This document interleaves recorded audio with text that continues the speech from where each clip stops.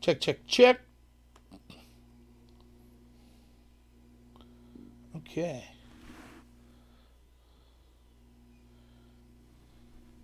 I'll get started here in a second. If anyone's... So there's a new setup here. So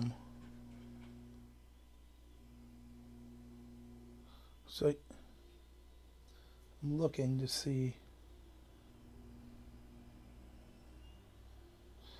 If you're there and you can hear me, let me know. The setup... YouTube kind of changed the setup a little here.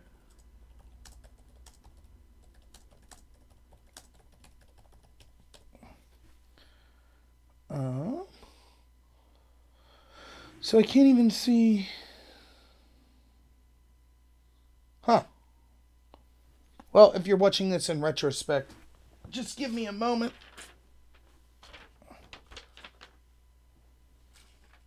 All right, Tom's here. I think I have one person listening. The problem is YouTube's got some new streaming beta that I'm trying to use. So I was going to have Tom, who was my campaign manager, on here with me, and now I can't figure out how to do it. So it's going to take something that after I'm done with this live stream, I'll have to just do my best.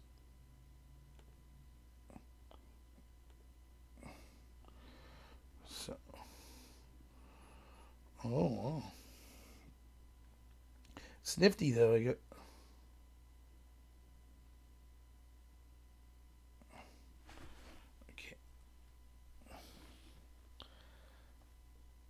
I'll just wait 1 second here, and then I'll get started.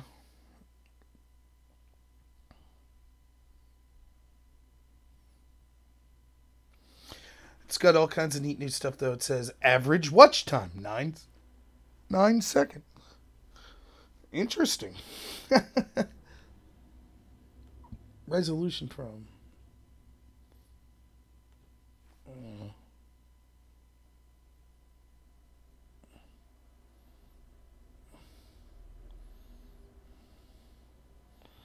Okay.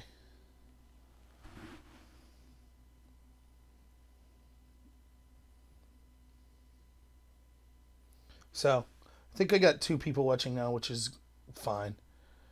What I'm going to do is, I'm going to try to do a better job when I do these live videos of breaking it up into smaller videos, or at least time stamping. So, if you see me take a break, like for a couple seconds in between topics, it's because that's what I'm doing. I'm trying to timestamp as I'm going. So I will write when this starts. Okay. All right. So if everyone could hear me, I'll get started. So yeah, sorry I haven't been doing the live streams for the past couple weeks. This is something that I'm going to try to keep doing every Friday around noon. I might try to find a more optimal time on Thursday or Friday to do live streams where I think more people would be able to watch. Right now, this works for me because my work schedule is block shifts where I'm there 24/7 from Sunday night until Wednesday evening. And so it's hard for me to do any sort of live stream or videos at that time.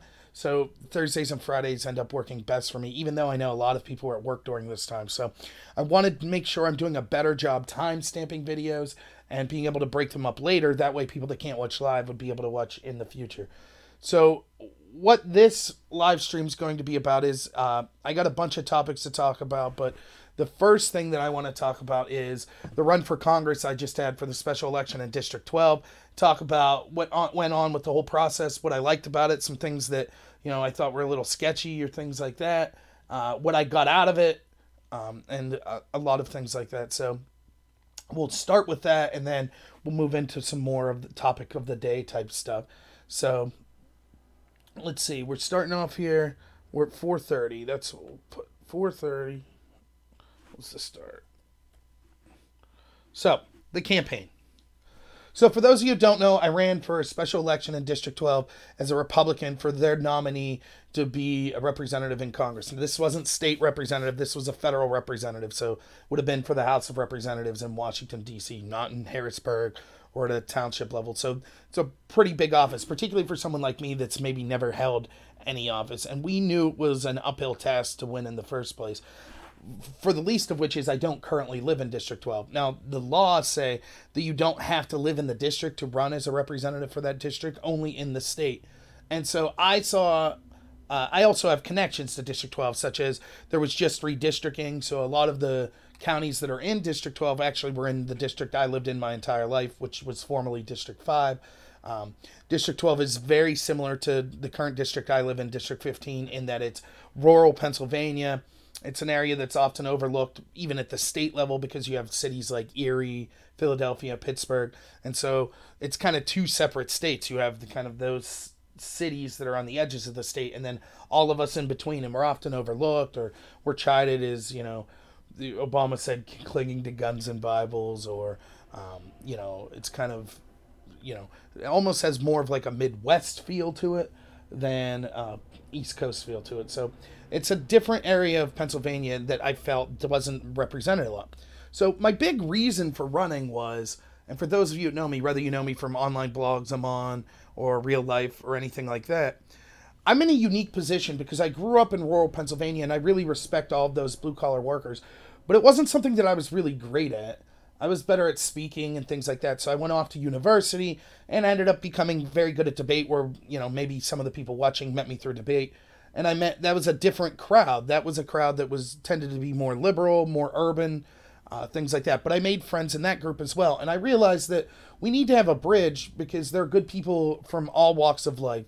And so we need to have a bridge of people that can understand and travel amongst both of those groups. And I just felt I was in a unique position to do that. And I feel that a lot of the people of rural Pennsylvania, people that are my friends and families that have normal blue-collar jobs, they don't have time to watch the news all the time. And their voice is often not really heard in Washington or in the media or other places. And, they're mocked. Oh, they're less they're less educated, or, they're bigots, or they're backwards, or we feel bad for them. They're in all these dying industries. And I don't see these people that way. I see them as very intelligent, great people, the people that are the backbone of the country. And I wanted to give them a voice. I'm not good at farming necessarily, or carpentry and things like that, but I am good at talking. And so all the people that are close to me, I felt I could give something back to them by going out and trying to be a voice for them. And I think that I achieved that, which was the big thing I was going for. So normally in a regular election, you have a primary process, for those of you who don't know. So what that is each party has a voting process to pick who will represent their party in a particular election. So the easiest way to look at this is the presidential election. So you would have, for example, the Republicans had 17 people to choose from. Trump was one of them. And you had like Marco Rubio, Jeb Bush, all these other people. If you're a Republican in the state of Pennsylvania, you get to vote in the Republican primary for who will represent your party for that office. Trump won. The same was true of the Democrats. Now, the Democrats don't get to vote for the Republicans not for the Democrat, etc. That's called a primary, and everyone who's registered to vote as a Republican in the state of Pennsylvania gets to vote in that Republican primary. Same with the Democrats in the Democratic primary. This was a special election, and that wasn't the case. What had happened was the representative that was representing District 12, a man by the name of Tom Marino, had to drop out for health reasons only 3 weeks after he was elected. And so the laws state that then you have to have another election. And so the Democrats just put forth the very person that they put forth in the 2018 election. The Republicans decided to have a process to have some sort of voting to see who their representative would be, because it'd have to be a new person. The way they decided to do this process, according to their bylaws, was they appointed what was called conferees. The conferees were chosen by the amount of votes each county in the district had for the Republican nominee in the 2018 election. So it wasn't necessarily which county had the most voters, it was which county had the most Republican voters. And it got broken down based on that. That's how many votes percentage-wise you would get that's how many conferees you would get to select. So, for example, in District 12, Lycoming County actually got to choose the most conferees.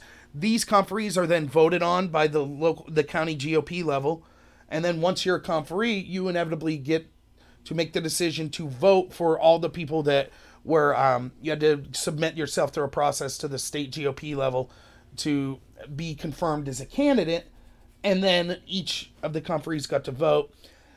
And the process was you had to get nominated and then get seconded.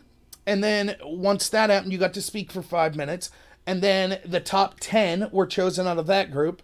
Then you got to speak a little more. And then there was another vote from the conferees, and they would eliminate anyone who didn't get at least 10% of the vote, which was basically 20 people. I did make it through the top 10. Actually, I was tied for 10th. It was 11th. And I did not make it past that, so I didn't get the 20 votes necessary to move on to the third round and beyond. But I think this was a great achievement for several reasons. One was, originally there were 24 people, I believe, that were candidates, and so I made it at least into the top 10 out of 24, which, considering I don't have any political background as of holding office before, I wasn't even in the district, and a lot of my policies weren't really how do I put this? A lot of the things I advocate weren't really the mainstream belief in District 12 for Republicans. So, for example, I don't have a problem with gay marriage. That was a tenuous position to have for a lot of people. A lot of people disagreed with me on that. Not that they were, I didn't hear anyone be mean or bigoted based on that. They just believe marriage should be more of between a man and a woman. So that was one issue. There were other issues that people had, whether it be, some of my decisions on term limits, because I believed in term limits. Some people weren't exactly down for that.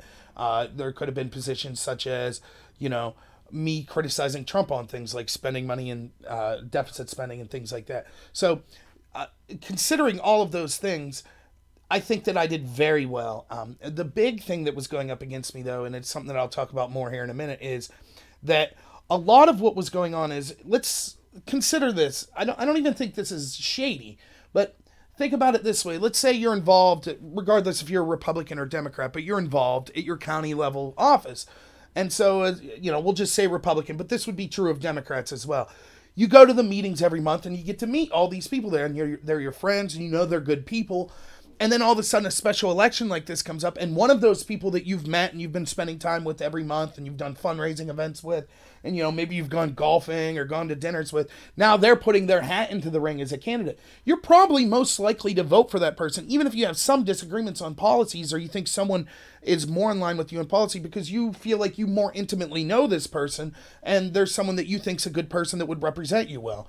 And there was a lot of that going on. And so what ended up happening was, you had people from each county that all of the conferees from that county were most likely to vote as a block to vote for the representative nominee coming from that county. So, for example, you might have had people from Center County that wanted to choose a representative from Center County, or from Potter County that wanted to choose a representative from Potter, or from Snyder, etc. And so if you were one of these people like me that was on the outside, not even outside the district like I was, but actually just outside, as you didn't have the fast track to have this first block of people that were kind of a lock for you, it was going to be a hugely uphill battle, because you had many candidates, like, let's just say, I don't know specifically, but let's say 6-7 candidates that were involved in having this large block with them. So there were very few votes out there to get left.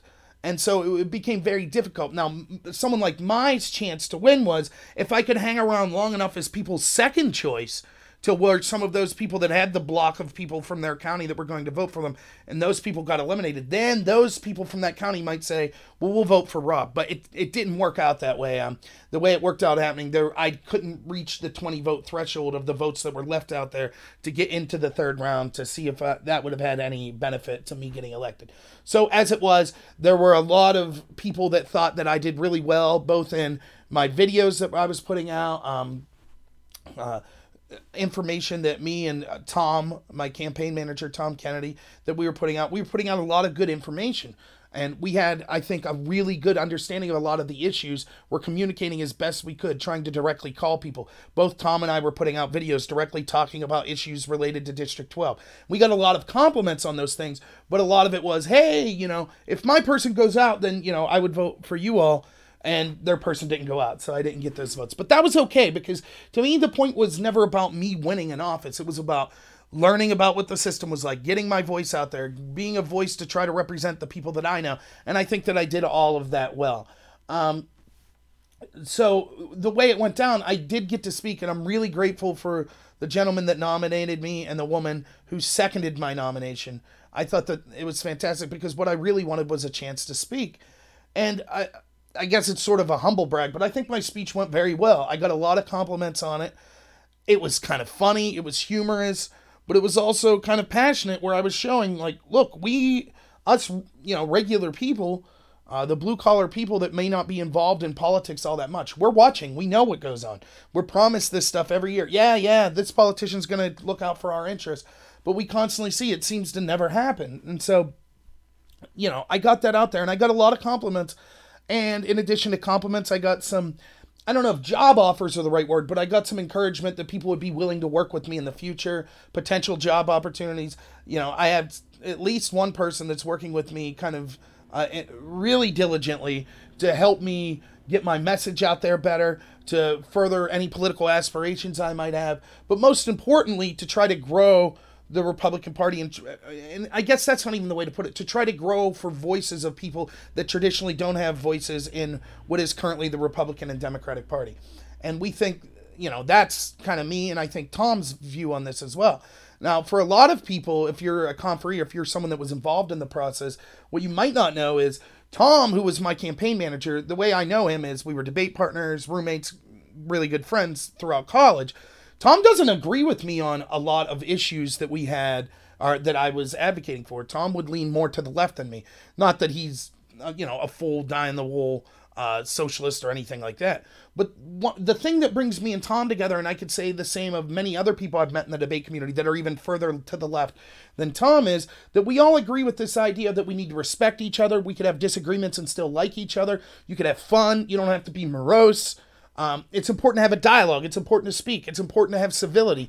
And that's why, I'm very lucky to say I had someone like Tom and other people that were working with me, even if they didn't agree on everything that I stand for ideologically with my politics. And that's something that I was trying to show with this run, was just like with my YouTube channel, I'm trying to show you can have disagreements with people.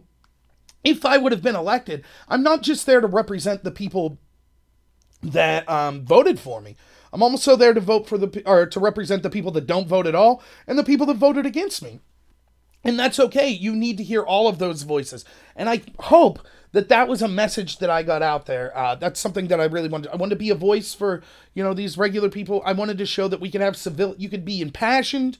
You could argue what you think's right. I am a Republican. I believe in, fiscal conservatism. I believe in constitutional principles. I believe in smaller government, pro-Second Amendment, pro-life, and all of those sorts of things.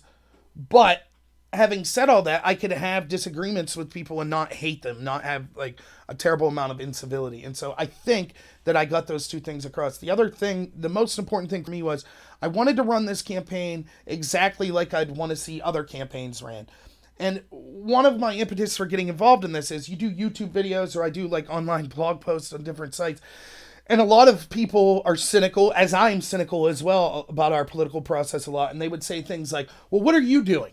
You're just, a keyboard warrior. You're just typing things on YouTube, or, making a video on YouTube, or you're just typing things on some sort of blog. And so I said, yeah, I will try to do something. And so part of me trying to do something, it wasn't just about giving a voice or the message. It was about wanting to run a campaign as I would like to see all other campaigns ran. Because I truly believe that one of the problems we get in with kind of our tribalism, where we kind of defend our group and go after the other group, is oftentimes we excuse bad behavior by ourselves or our group because it's going after the enemy. This is something you'll hear me talk often with the Mueller investigation. I think there are a lot of people that traditionally would have been against like an intel agency or investigative agency running amok. We saw that with the Iraq War. A lot of these left-wing people protested that. But now, because it's directed at someone they hate, that is Trump, they're more likely to be like, well, okay, we'll side with them here. And I think that that's a huge mistake. Anytime, and this is a big problem I have with socialists as well, they seek to, not all of them, but a lot, especially in the national spotlight, they tell people how the government should tell them to live their lives, but then they don't live their lives as if they're prescribing for others. For example, Ocasio-Cortez, for example, is telling people, oh, Green New Deal, we need to get rid of fossil fuels, get rid of cows, etc., etc. And then instead of taking an easily accessible subway, she's, using more carbon footprint, giving Uber rides, things like that. I hate that. I hate the idea that people it's basically hypocritical to me. They're telling you how to live your life, but they're living in a total different way. And so I try, and I fail, as everyone does. We're all hypocrites to some extent, but I honestly try to hold myself to the standard that I seek to hold other people to. That's why I constantly remind myself, like, be civil. Understand that people have good reasons for the positions they have. I try to assume the best motivations for people in most cases instead of just saying, you're evil, you hate me, or something like that. Now, I fail, granted, but that's the standard I'm trying to hold myself to.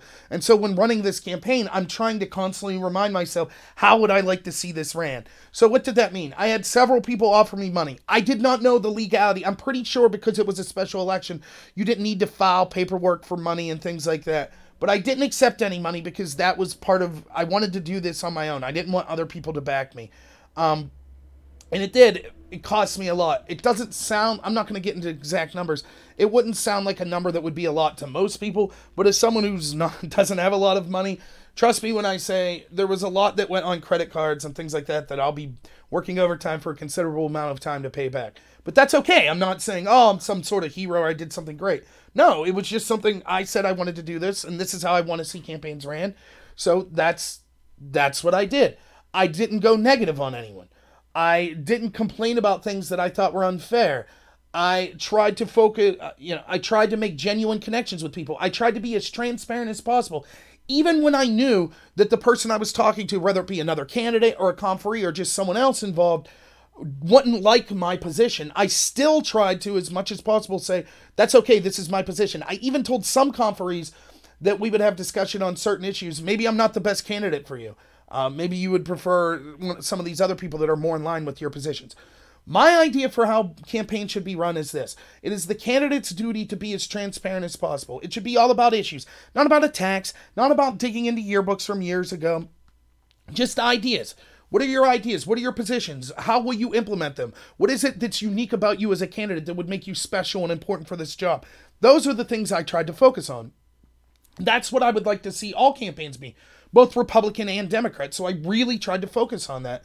And I don't know that I don't think I had much of a chance to win because of what I'd already talked about anyways. But certainly, I don't know that I maybe could have done better if I would have obfuscated some of the issues I had instead of being so transparent, or things like that. But I was unwilling to do that. I wanted to keep my integrity. That's, to me, is the most important thing. That I truly believe this, and I think Tom would believe that. The only two people I had working specifically on campaign stuff was Tom, who I think's on here watching, and who I've mentioned, who I'm extremely grateful for, and he did a ton of work. And then my wife, who also did a ton of work, things like proofreading, all my postcards I mailed out, all of my business cards I made, she designed all of those, helped come out with what was said on them, and things like that. So it was just us three, basically, and we did a ton of work, all three of us. And I think that we're all proud that we were ourselves. We were genuine. We didn't pretend to be something we weren't. We were transparent. We were honest. And I think that was most important to all three of us, because that's how we want to see politics ran. We knew we were fighting an uphill battle that we probably wouldn't win, but we're proud that people liked what we did. We got a message out there, and we did it the way we wanted to do it. We weren't disingenuous in any stretch of the imagination. And we were very genuine. We didn't pretend to be, we didn't put on airs. We didn't pretend to be something we weren't. We talked to everyone in the same way, and I thought that was important. So I'm very happy in that sense. And I'm very happy that we got a lot of positive recognition, all three of us. I got a lot. Poor Tom and Courtney, they don't get to talk to as many of the people as I got to talk to. But I had a lot of conferees and other people saying, wow, the PowerPoints that you made, the plans that you made, your schedule that you put forth for what you would do in the general election is very impressive. That was Tom. Like, yes, we had some sort of consultation, but Tom was more of a planning type guy than me, by far. I'm more of a personality. I'm a speaker. All the positions were mine, but Tom helped me tweak the messaging. Tom helped me set forth all of the planning, the more technological aspects, for example, such as our plan on broadband. That was Tom that did the bulk of that work. Of course, as always, you take everyone's input. The final decision on what my policy would be is on me. But I took took input from someone I knew more about tech issues than me. The same with a lot of the designs and stuff I got compliments on. That was my wife. She came up with the designs with a lot of the material I was doing. You know, I got compliments on the Facebook page. That was Tom that designed that Facebook page. And I got a lot of comments myself on things I was saying and my speaking ability and passion and my knowledge of the positions. So all three of us, I think, we did it with integrity. We didn't win, but that wasn't the most important part. The most important part was being ourselves, having integrity, running a campaign as we would like to see ran. Not negative, not taking a bunch of money from people, and being as transparent as possible.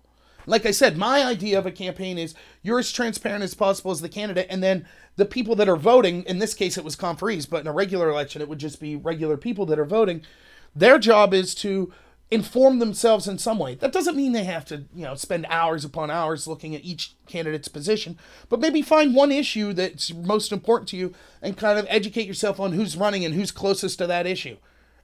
And then make a decision based on that. But that's how the system's supposed to work. We have voters that are somewhat educated on the candidates, and we have candidates that are being as honest as possible and talking about what makes them the best choice and what policies they have. I feel like if that's what we would get back to on both the left and the right, because both Republicans and Democrats and even, independents and people from other parties, it seems like we're getting into more mudslinging matches. We're focusing less and less on actual policies, and that's a mistake in my opinion. I would like to see all party. And I'm someone that genuinely believes we need more than just one party. So I'm not just saying, I hope let's just be Republicans and that's it. No other party. No, I'm not saying that. Even though I am a Republican and I defend the Republicans, I understand the need for debate, for different ideas, both within the party and externally to the party, with vis-a-vis different parties. So that's what we wanted to see, and I feel that we ran a campaign based on that.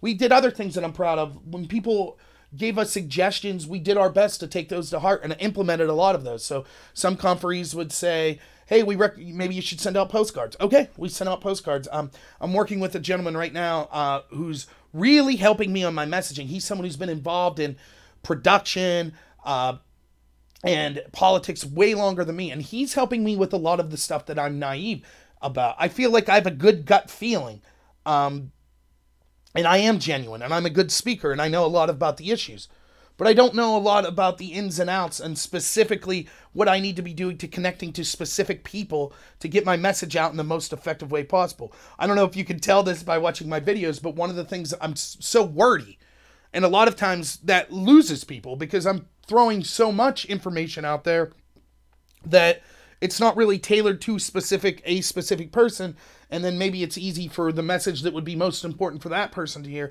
to get lost in whatever else I'm jibber-jabbering about. So we're working on things like that.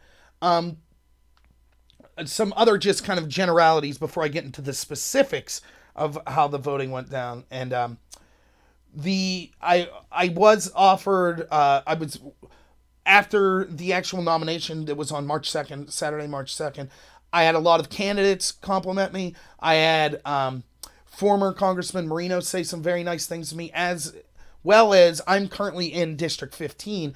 My congressman's a man by the name of Glenn Thompson, GT, a very nice guy who had some very good things to say to me and say he wants to keep in touch with me, as well as some other people that want me to help them maybe more locally, some offers to help speak at different events and things like that. So I'm honored. If you're one of the conferees or the candidates or any of the other people that were involved in this process, truly I'm humbled to be able to participate in that.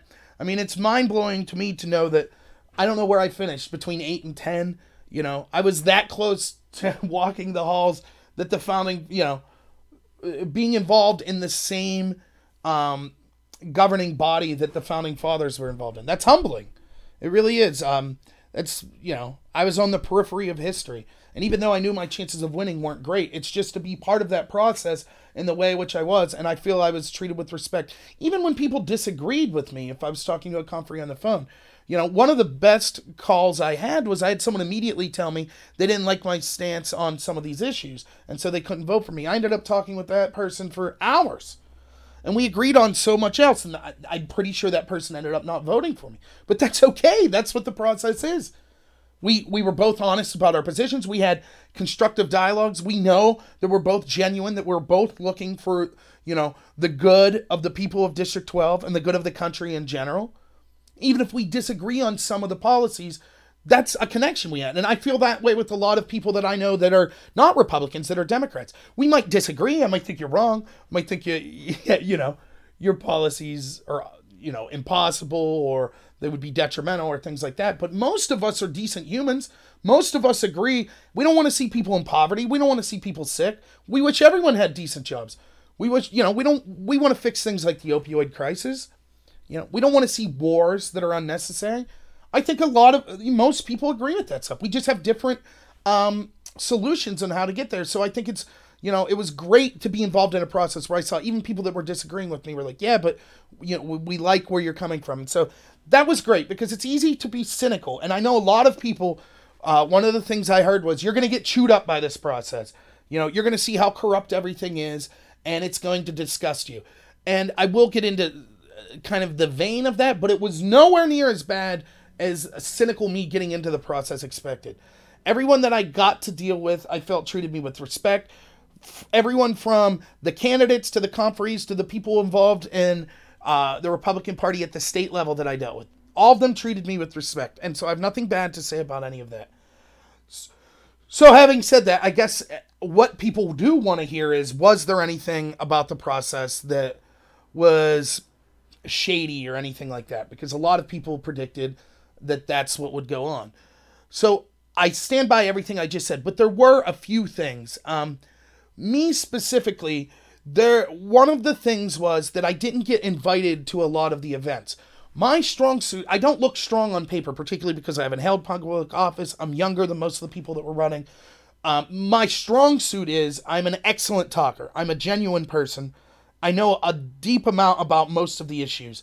And so when I get to talk to someone in front of them, I come off as far more impressive, I think. And my chances of winning, or chances of receiving more votes, would have went up much higher. And so I was only basically invited to 4 events. I was invited to 5, but one of them was at the same time as another one. So I was only able to attend 4. And there were considerably more events. Now, I found out that a lot of the events I wasn't invited to were because I wasn't from the district. I'm not sure if that was why all of the events I wasn't invited to, that was the case or not. Now, I don't think that this is, my personal preference would be, even if you're not going to vote, you could vote for whatever reason you want. I have my reasons for voting. Anyone could have their reasons for voting. That's perfectly reasonable. I don't question anyone's, if you want to vote for someone because you've known them their whole life. I put it this way. It's like, I have friends that if they would run for mayor, I would probably know deep down they're not the most qualified to be mayor. They're my friend. I'll give them a vote. So I get that. I get the idea of voting for people that based on that. That's fine by me. I'm not going to complain about that. My personal feeling would be, even if I was from one of these places having an event, I would have invited all the candidates to show up. I would have just said, I'm not going to vote for you because you're not from the district.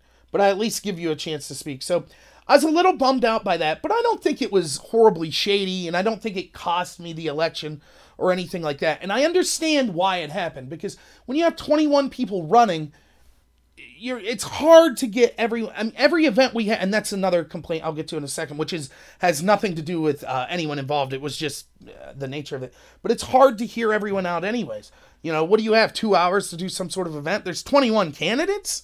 So everyone gets to speak a couple minutes and that's it? That's really tough to get out who you are. So if there's someone that you have no interest in voting for because they're not from the district, I could see saying, we don't, even if they have good things to say, we're trying to make a really difficult decision. And so we're just going to leave that person out here. I do hope that one of the things I showed was when I got to speak, and I do think I got primarily very positive reviews getting to speak at the nomination process. Hopefully I showed, whether it be me that would run again if I'm not in that district or someone else, maybe it showed, hey, it's worthwhile to have these voices even if we're not going to vote for them, because maybe they bring something interesting and unique. And one of the things that I heard from people is my voice was very unique, which is good. That's one of the things I was going for. So at least I stood out in that aspect. So that was one thing.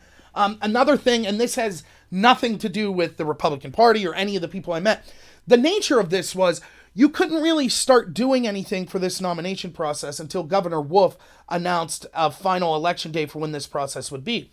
And you clearly want to have a nominee as soon as possible, because you'll be going up against a Democrat in the general election, and you want that nominee to have time to go out and meet people in the community, and get their voice heard. So we basically, from the time of knowing who the conferees were until the nomination actually happened, we basically had, 2.5 weeks. And you're talking about one of the biggest geographical districts in the state of Pennsylvania. It's massive, 15 counties. So it was so difficult for the candidates to reach out to all the conferees and from the conferees to hear from all the candidates because the time limit was just so tight and there were so many candidates. So for example, one of the first things we did was a teleconference call, and you basically had a 2-minute speech, and then you each got asked 2 questions, and you had 1 minute to answer. How much can you really tell about yourself to separate yourself from a pack in 4 minutes? And it was continuously like this at an event you'd go to. There'd maybe be, 10 candidates at an event with 10 conferees, and they would ask a question. You have 2 minutes to answer. Well, as we know from, one of the reasons I like kind of more of a Dave Rubin type show or a Joe Rogan type show is I really enjoy long form interviews, particularly if we're talking about philosophical or political issues, because when you get these kind of like the mainstream news, they're kind of 3-minute interview clips. It's hard to get into the minutia, the nuance of a lot of these issues.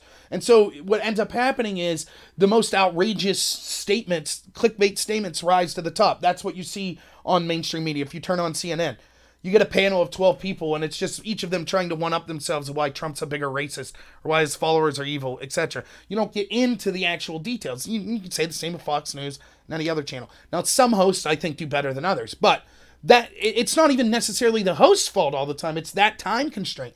You have so many voices that each have so little time that are, they're incentivized to stand out. That's kind of the way this process was. So it was very difficult. I think my chances would have rose if I had more time. But it's not like it's a matter of unfairness because every candidate was dealing with the same constraints. But that did, I think, help a lot of the candidates who were already known, that maybe were already politicians, whether it be involved in county or state level politics, because they were known commodities. Those of us that weren't known, it was hard for us to really get ourselves out there in this 2.5 week span. So I don't know what could have been done to solve this.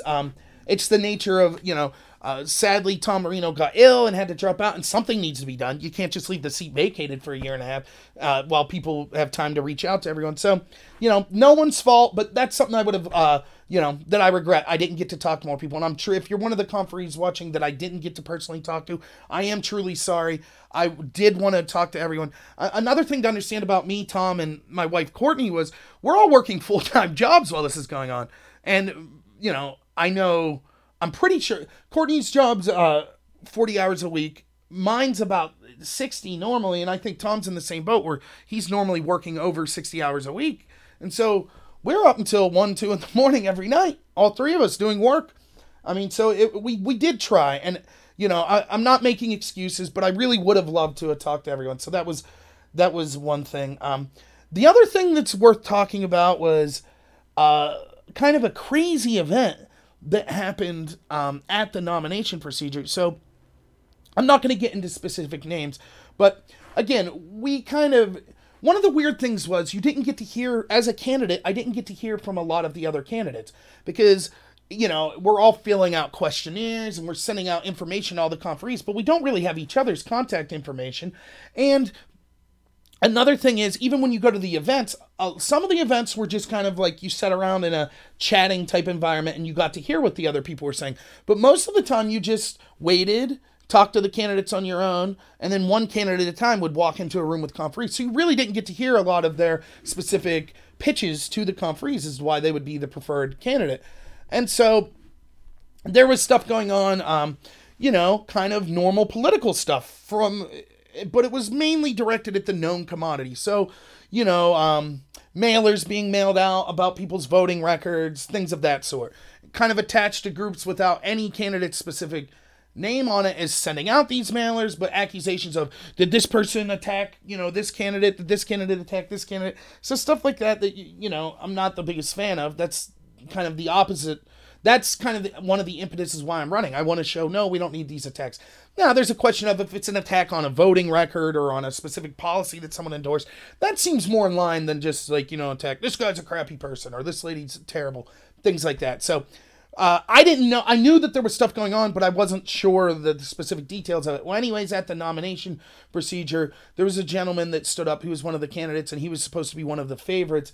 and apparently he had some last-minute attack levied at him that was sent out to all the conferees that was of a personal nature. And I'm not going to get into what it was, or if I think that it's true or anything like that. It was just weird to be part of a process where that happened, and it showed, regardless of if that information is true or not, it really did hit home that a lot of politics, particularly when you're talking high stakes at the national level, it is it's a game that's cutthroat, and people will come at you for your personal behaviors in life that perhaps, whether they be true or untrue, have little to do with politics. And so it was weird to be involved with that. I regret that happened. I had nothing to do with it. I didn't know about it until, that happened. That gentleman ended up taking his name out of the hat as based on these attacks. So it was just strange. It was just a strange thing to be involved with. Other than that, the gentleman who won, which I can't say his name because it's obviously public, is a gentleman by the name of Fred Keller. I'd met him. I had some conversations with him. A lot of what he said, his policy positions are very similar to mine, and I think he'll do a fine job. I think that the conferees did their homework. They got to hear more from the candidate. This is one of the things I was saying. Maybe this is something that I'll need to correct if I run for office in the future. But if you ever watched the show Chopped, and one of the things, for those of you who haven't seen Chopped, Chopked's a fantastic show. It starts off with 4 chefs. They get a basket of ingredients. They each make an appetizer. Then you have judges, and the judges taste them, and they chop one of the people. One person's out. Then you go to the main course round, and they chop someone, and then it's just head-to-head, and they pick a winner. But one of the things that always happens is, inevitably, you'll see this on almost every episode. Someone will get chopped, and they'll say, I don't agree with the judge's decisions. My plate of food was much better. And I always say to my wife, well, how do you know? You didn't get to taste your competitor's food. I mean, I guess you could judge based on looks or the ingredients that went into it, but you really didn't get to taste their food, so maybe it was awesome, I kind of felt the same way. So the first question that you're asked on the teleconference, before I even have any clue who even one of the other candidates are, I just got a list of names. That's all I know about people, is why are you the best candidate? Why are you better than everyone else? And part of me wants to be like, oh, am I? I don't know.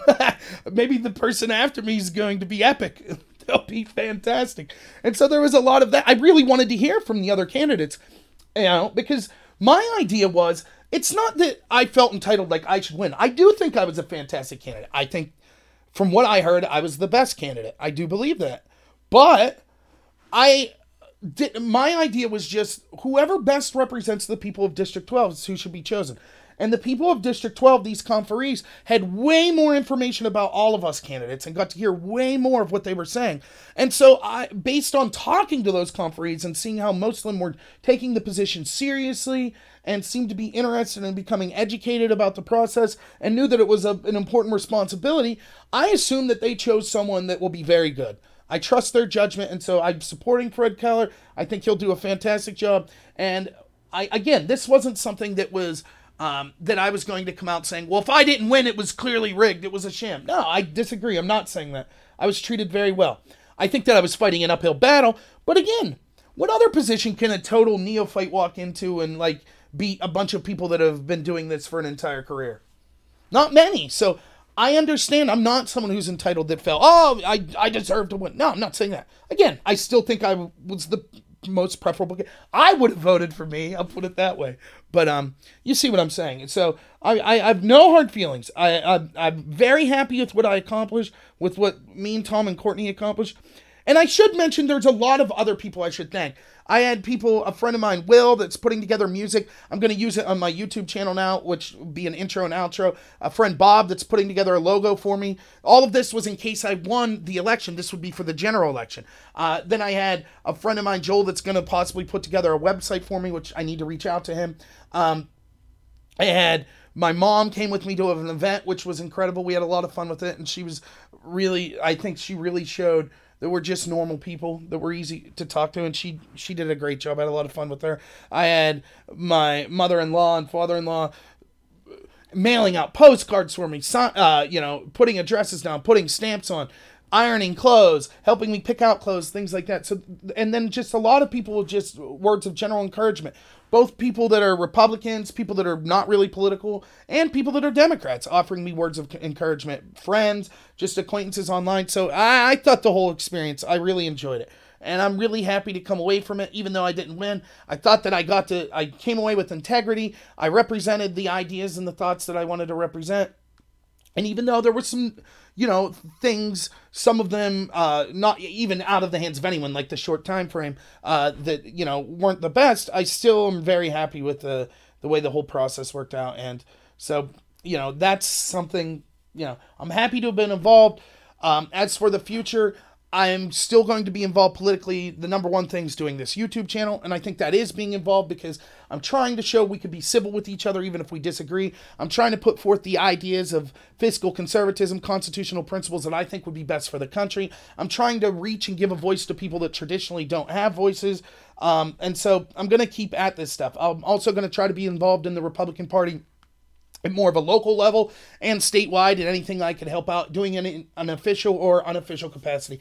And I also want to reach out to younger people, such as young Republicans at universities or younger people that wouldn't be identified as Republican. If I can help them out as well, that's fine too, because I think we want to see younger people getting involved in the process, less in, rock the vote type way where it's like, hey, your favorite celebrity says vote, but more in a get you educated, make up your own mind, but just the importance of being involved in this system, whether it be being a candidate, whether it be being an active voter, or just being someone who's trying to make the country a better place outside of that system. I think that stuff's important. So those are things that the future holds. We'll see if I get offered some position in an official capacity. I would be willing to consider that. I would be willing to consider working with Fred Keller's team in any way that he thinks might benefit me. If he wouldn't reach out to me, that's fine too. It's not going to be any hard feelings. And so that's kind of it. That was kind of the process. And I was happy to be involved with it. So let me write this down really quick. And for those of you who maybe just joining me, I'm trying to write down time so I can timestamp stuff for everyone who maybe wants to watch later. So I was just writing down the timestamp. So the next thing that I want to talk about that's kind of goes off of that is what I would like to see come, particularly of the Republican Party, but in general. One of the things that was said, let me start by saying, why am I a Republican? This was something that I was saying over and over. I truly believe that the Democrats have embraced this kind of cultural Marxism and identity politics and kind of a move towards socialism that I find to be very dangerous. The Green New Deal would typify this, where it's supposed to be about environmental concerns, but somehow you're talking about reparations, racial justice, things like that, making laws based on people's race or gender. This is insanity. This is going to lead to more tribalism, more division. I think that it's a very bad thing. In a nutshell, that plan, it's an unworkable plan. It's literally impossible. It would devastate the United States immediately. It would destroy our economy. It would destroy some of our strongest sectors of work and employment. So in a nutshell, that's one of the reasons. Now, the specific issues that really, I leaned Republican anyways, but the specific issues, the Kavanaugh situation, the Covington kids situation, the idea that Democrats, and I'm trying to do a better job of this because I have friends that probably predominantly vote Democrat, who have told me, stop lumping all Democrats together. I really don't mean to do that. It's something that I'm working on. It's hard because we're humans. We use labels. It's hard to not use labels. So when I'm talking about the Democrats here, I mean the people that are running the party, the people that are in positions of power. So the Democrats that are, like Pelosi or Schumer that are running their specific branch, or the ones that are running for president, or people like Ocasio-Cortez that has a lot of power now, or Omar or Tlaib. Some of the younger people that have power. I'm not talking about my neighbor that's a Democrat. I'm not talking about my friend from college that's a Democrat necessarily. So, and I'm not saying that necessarily even the people I'm talking about are all doing so for malevolent motivations. Maybe they truly think they have the best, they think they're doing the right thing, and they don't understand the dangers of what they're prescribing. But having said that, the Kavanaugh situation particularly, where they sought to, again, these people of power that were in the Senate hearings, your Cory Bookers, Kamala Harris, Dianne Feinsteins, those type of people, Mazie Hirono, they thought to throw away the idea of innocent until proven guilty in due process. They said that based on someone's gender, we have to believe them or not believe them. They said that evidence doesn't matter. They said that, they used the old postmodernist trope of there is no truth. It's each individual's truth. It was her truth when talking about the alleged victims. That's dangerous. That's scary stuff. That's the bedrock of what we are as a country. And this was something in my campaign I was trying to get out, was that what made the United States the greatest country in the world was it was the first country to really codify the importance of the individual.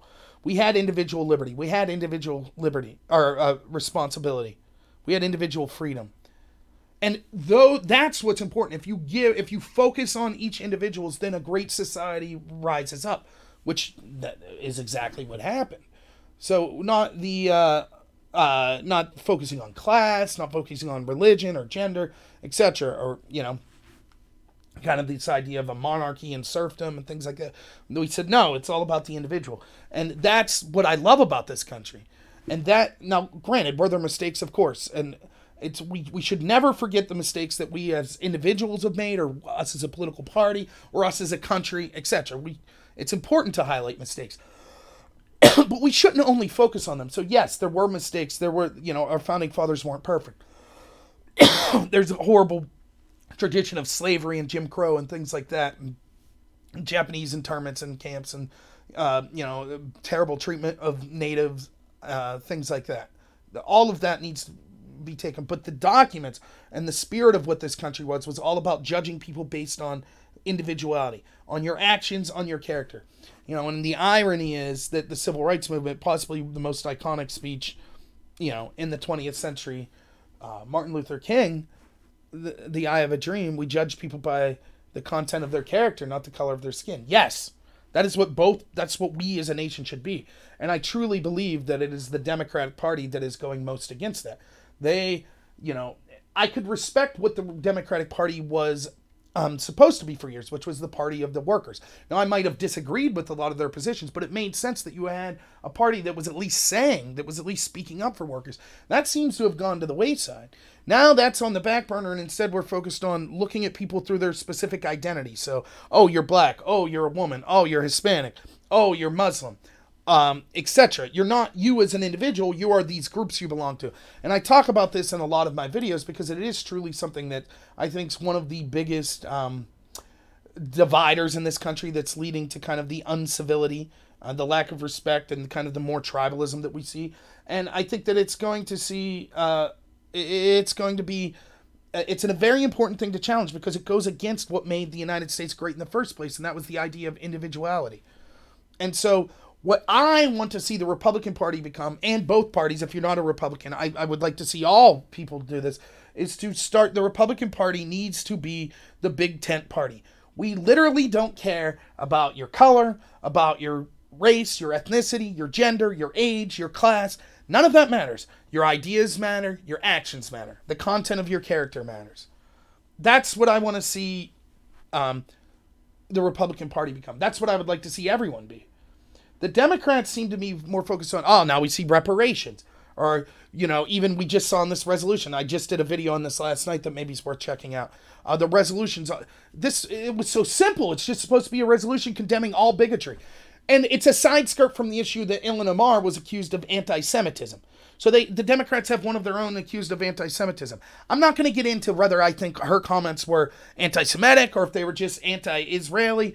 The point is that the Democrats play this game. In fact, you could see them playing the game metally in the context of this game, where the Republicans are like, okay, so every time we say something, we're accused of being racist. So here's them saying something, so we'll play that game against them. I don't really want the Republicans doing that. But that's what happened. And the Democrats mentally play the game by saying, but by calling out someone as racist who happens to be a Muslim, then you're really just being Islamophobic.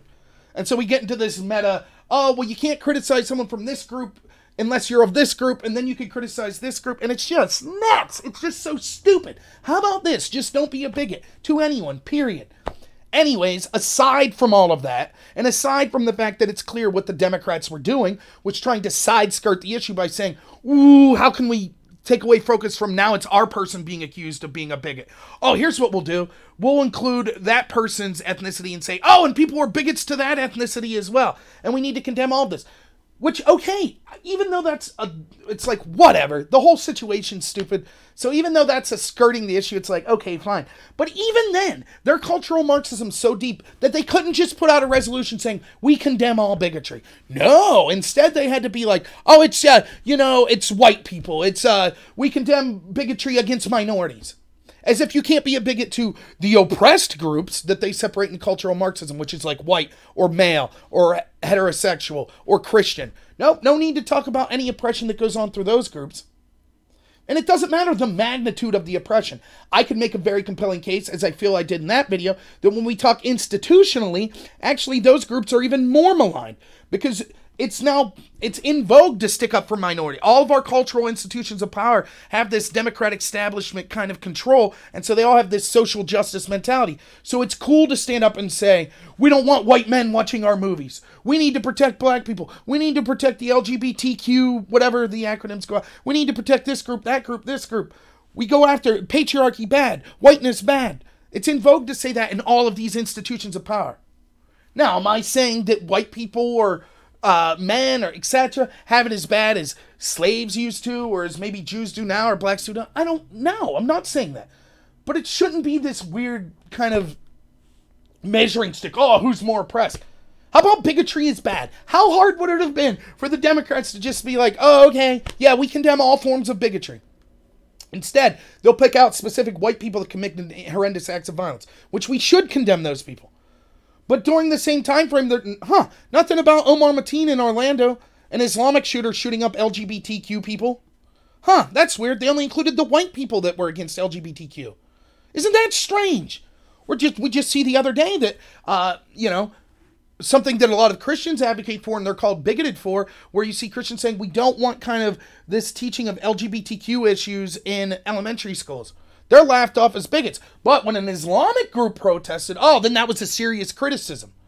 So where was the criticism of Islam against people that are Islamic against LGBTQ? Do you see how this works? It's, because of identity politics, intersectionality, which is this cultural Marxism, they all have to be allies against the oppressed, which are white, straight, men, Christian, etc. And so even that's the type of thing that I'm railing against. It's like, you couldn't even in that one issue. And I'm against, I feel I'm critical of Republicans in this specific issue on that as well. Whereas they just want to say, oh, you attacked Jews, that's anti-Semitism. Don't get me wrong. It's important to call out anti-Semitism. There's a question of, is that what Omar was doing? Was she criticizing Israel? Is she really someone who hates Jews? Each individual statement, I don't know. I hesitate to just scream racism at people. I really do. So I'm trying to give her the benefit of the doubt. That's just who I am. I hate it when people say things like that to me, so I try to give other people the benefit of the doubt. So I'm trying to hit Omar out. Maybe she just hates the country of Israel, and she doesn't have a problem with individual Jewish people. That's allowed, isn't it? Anyways, so I don't like the Republicans playing that game necessarily, but even when they do, it's just, anti-Semitism. They can't say what's right. It's like, and by the way, let's stop all the anti-whiteness crap. Let's stop all the, stop hanging out with, all these people in the Congressional Black Caucus hanging around with Louis Farrakhan. The only times they criticize Farrakhan is when he's insulting the Jews. They fail to mention, by the way, he goes strong at white people as well. It's like, white people, you can say what you want about them, but the Jewish people. And my take isn't, I know what the answer to this is. Well, Jewish people are more maligned than white people in general, so we have to protect them. Yeah, but that's not what we should be doing. That's everything that's indicative of what's wrong with identity politics. Hatred is bad. When we start to focus and we start to pass resolutions or laws that say things are different for people of particular races or genders or identities, then we start to get into a lot of problems. That is not the role of our Congress. It's supposed to be all bigotry bad, all racism bad, period. And there shouldn't have to be a resolution passed to show that, by the way. But if you are going to pass one, and you're going to do it in the vein of this is against all hatred, but you only signal out specific groups worthy of that, then that's terrible. You're saying more by the groups you left off than the groups you included, in my opinion. But that's why I'm Republican. Again, they're not perfect. And I said this a lot in my campaign here is, if you're truly honest and you're an individual thinker, there is no one in the history of the world that will agree with you on every single issue, whether it be political, philosophically, religious, etc. That's the nature of being a free thinker. That's what I try to be. Now, there are people that I closely identify with, obviously, but even those people are never going to fully think just like me. And if you take that out to its logical extrapolation, there will never be a political party that thinks identically to you. Unless it's just a political party of you. But that would be the only way. If there's two people come together, they're not going to agree on everything. If they're free thinkers. And so because of that, I'm not saying that I always agree yeah, we'll see you, Pat. Sorry you don't like the tirade. I'm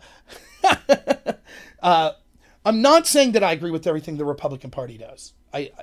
There are specific issues that I disagree with, and so I want to see a lot of that change. So a lot of it is, I think the Republican Party needs to do a better job of messaging. I feel as if the Republican Party strategy with a lot of these demographics that they have trouble reaching, such as single women, inner city people, certain minorities, or young people, the strategy is, I hope that they don't vote in big numbers. And that's wrong. I think that if we start hitting home the message, look, we're not going to view you as just a group. You are an individual. Period. There's not going to be laws tailored specifically to you. We're not going to say you need advantages because you're from this race or this gender. No, we're going to deal everyone just as individuals. And there were bad things that occurred in history, but the more we focus on them, every time we try to enact some policy to right a past wrong, it just makes it worse. So from here on out, we're going to judge people as individuals, period. That's what the Republican Party is. We don't care what all these demographics you come from are. Don't care at all. And I think that can resonate. I think that there's a thirst for that in a lot of these communities, that are tired of being looked at not as an individual, but just, oh, you're black, so you have to agree with all. You have to be Democrat, you're black. You saw a lot of that frustration with Kanye, I think. Now, Kanye says some really crazy things, but he's right on that. Just be an individual. Don't think just because the way you look or your background, you have to think a certain way. That's not the case at all. And I think the Republican Party could make a lot of inroads arguing that. And I think particularly when it comes to young people, I think that we can make a lot of inroads showing that young people are important, that this idea, it's appealing of socialism because, I'm not the youngest anymore, but I think technically I'm a millennial, 34. One of the things you see is, student loan debt. You didn't get the job you thought you would, a lot of people living with their parents, having a difficult time economically. It's easy to be cynical. It's easy to vote for someone that's promising you, oh, we're going to eliminate your student loan debt. We're going to give you free money. You're going to have free health care, guaranteed job. Hey, we'll pay you even if you don't want a job. Like, it's easy to focus on that stuff. And I think that that's kind of it's a very simplistic view of things that's appealing, but it's a load of crap. And we need to reach out to young people and show them, like, what do you think happens when the national debt balloons like that? Who's going to pay that debt? Is it going to be the old people? No, they're going to, they'll be gone when the bill comes due. It's going to be young people, And so that's really a message that I'm trying to reach to younger people, why they shouldn't embrace these kind of socialist ideas. Because they're the ones that will have to pay for this huge debt. And we could see, like, with the Green New Deal, where's the money going to come from? Who cares? We'll just borrow it. Well, that's not reality. That's not how things work. It's going to have to be paid at some point. This idea of modern monetary theory is a crock. It's garbage, which I'll do a whole video on that at some point. But that's basically just an excuse to say we can print whatever money we want because they're the United States and who's going to stop us. That's hubris. That's going to lead to our downfall if we continue to run with that. By the way, I call Trump out all the time because I think his deficit spending is terrible. I'm going to be consistent on that. I didn't like it under Obama. I didn't like it under George Bush. I don't like it under Trump. Period. That's how I feel about it. I'm not going to, pretend because my guy's doing it, who I voted for, that it's not a big issue. It is. So that's a lot of what I think about that. So and the other thing is, I think to reach young people is, I'm someone that the reason it's hard to do something even if you think you're doing it for the right reasons if you're not having a good time doing it. And I have a great time doing these videos. I had a great time running for Congress. I like to have fun. I like to joke around. I'm not saying we're not talking about serious issues. We are, and I'm impassioned.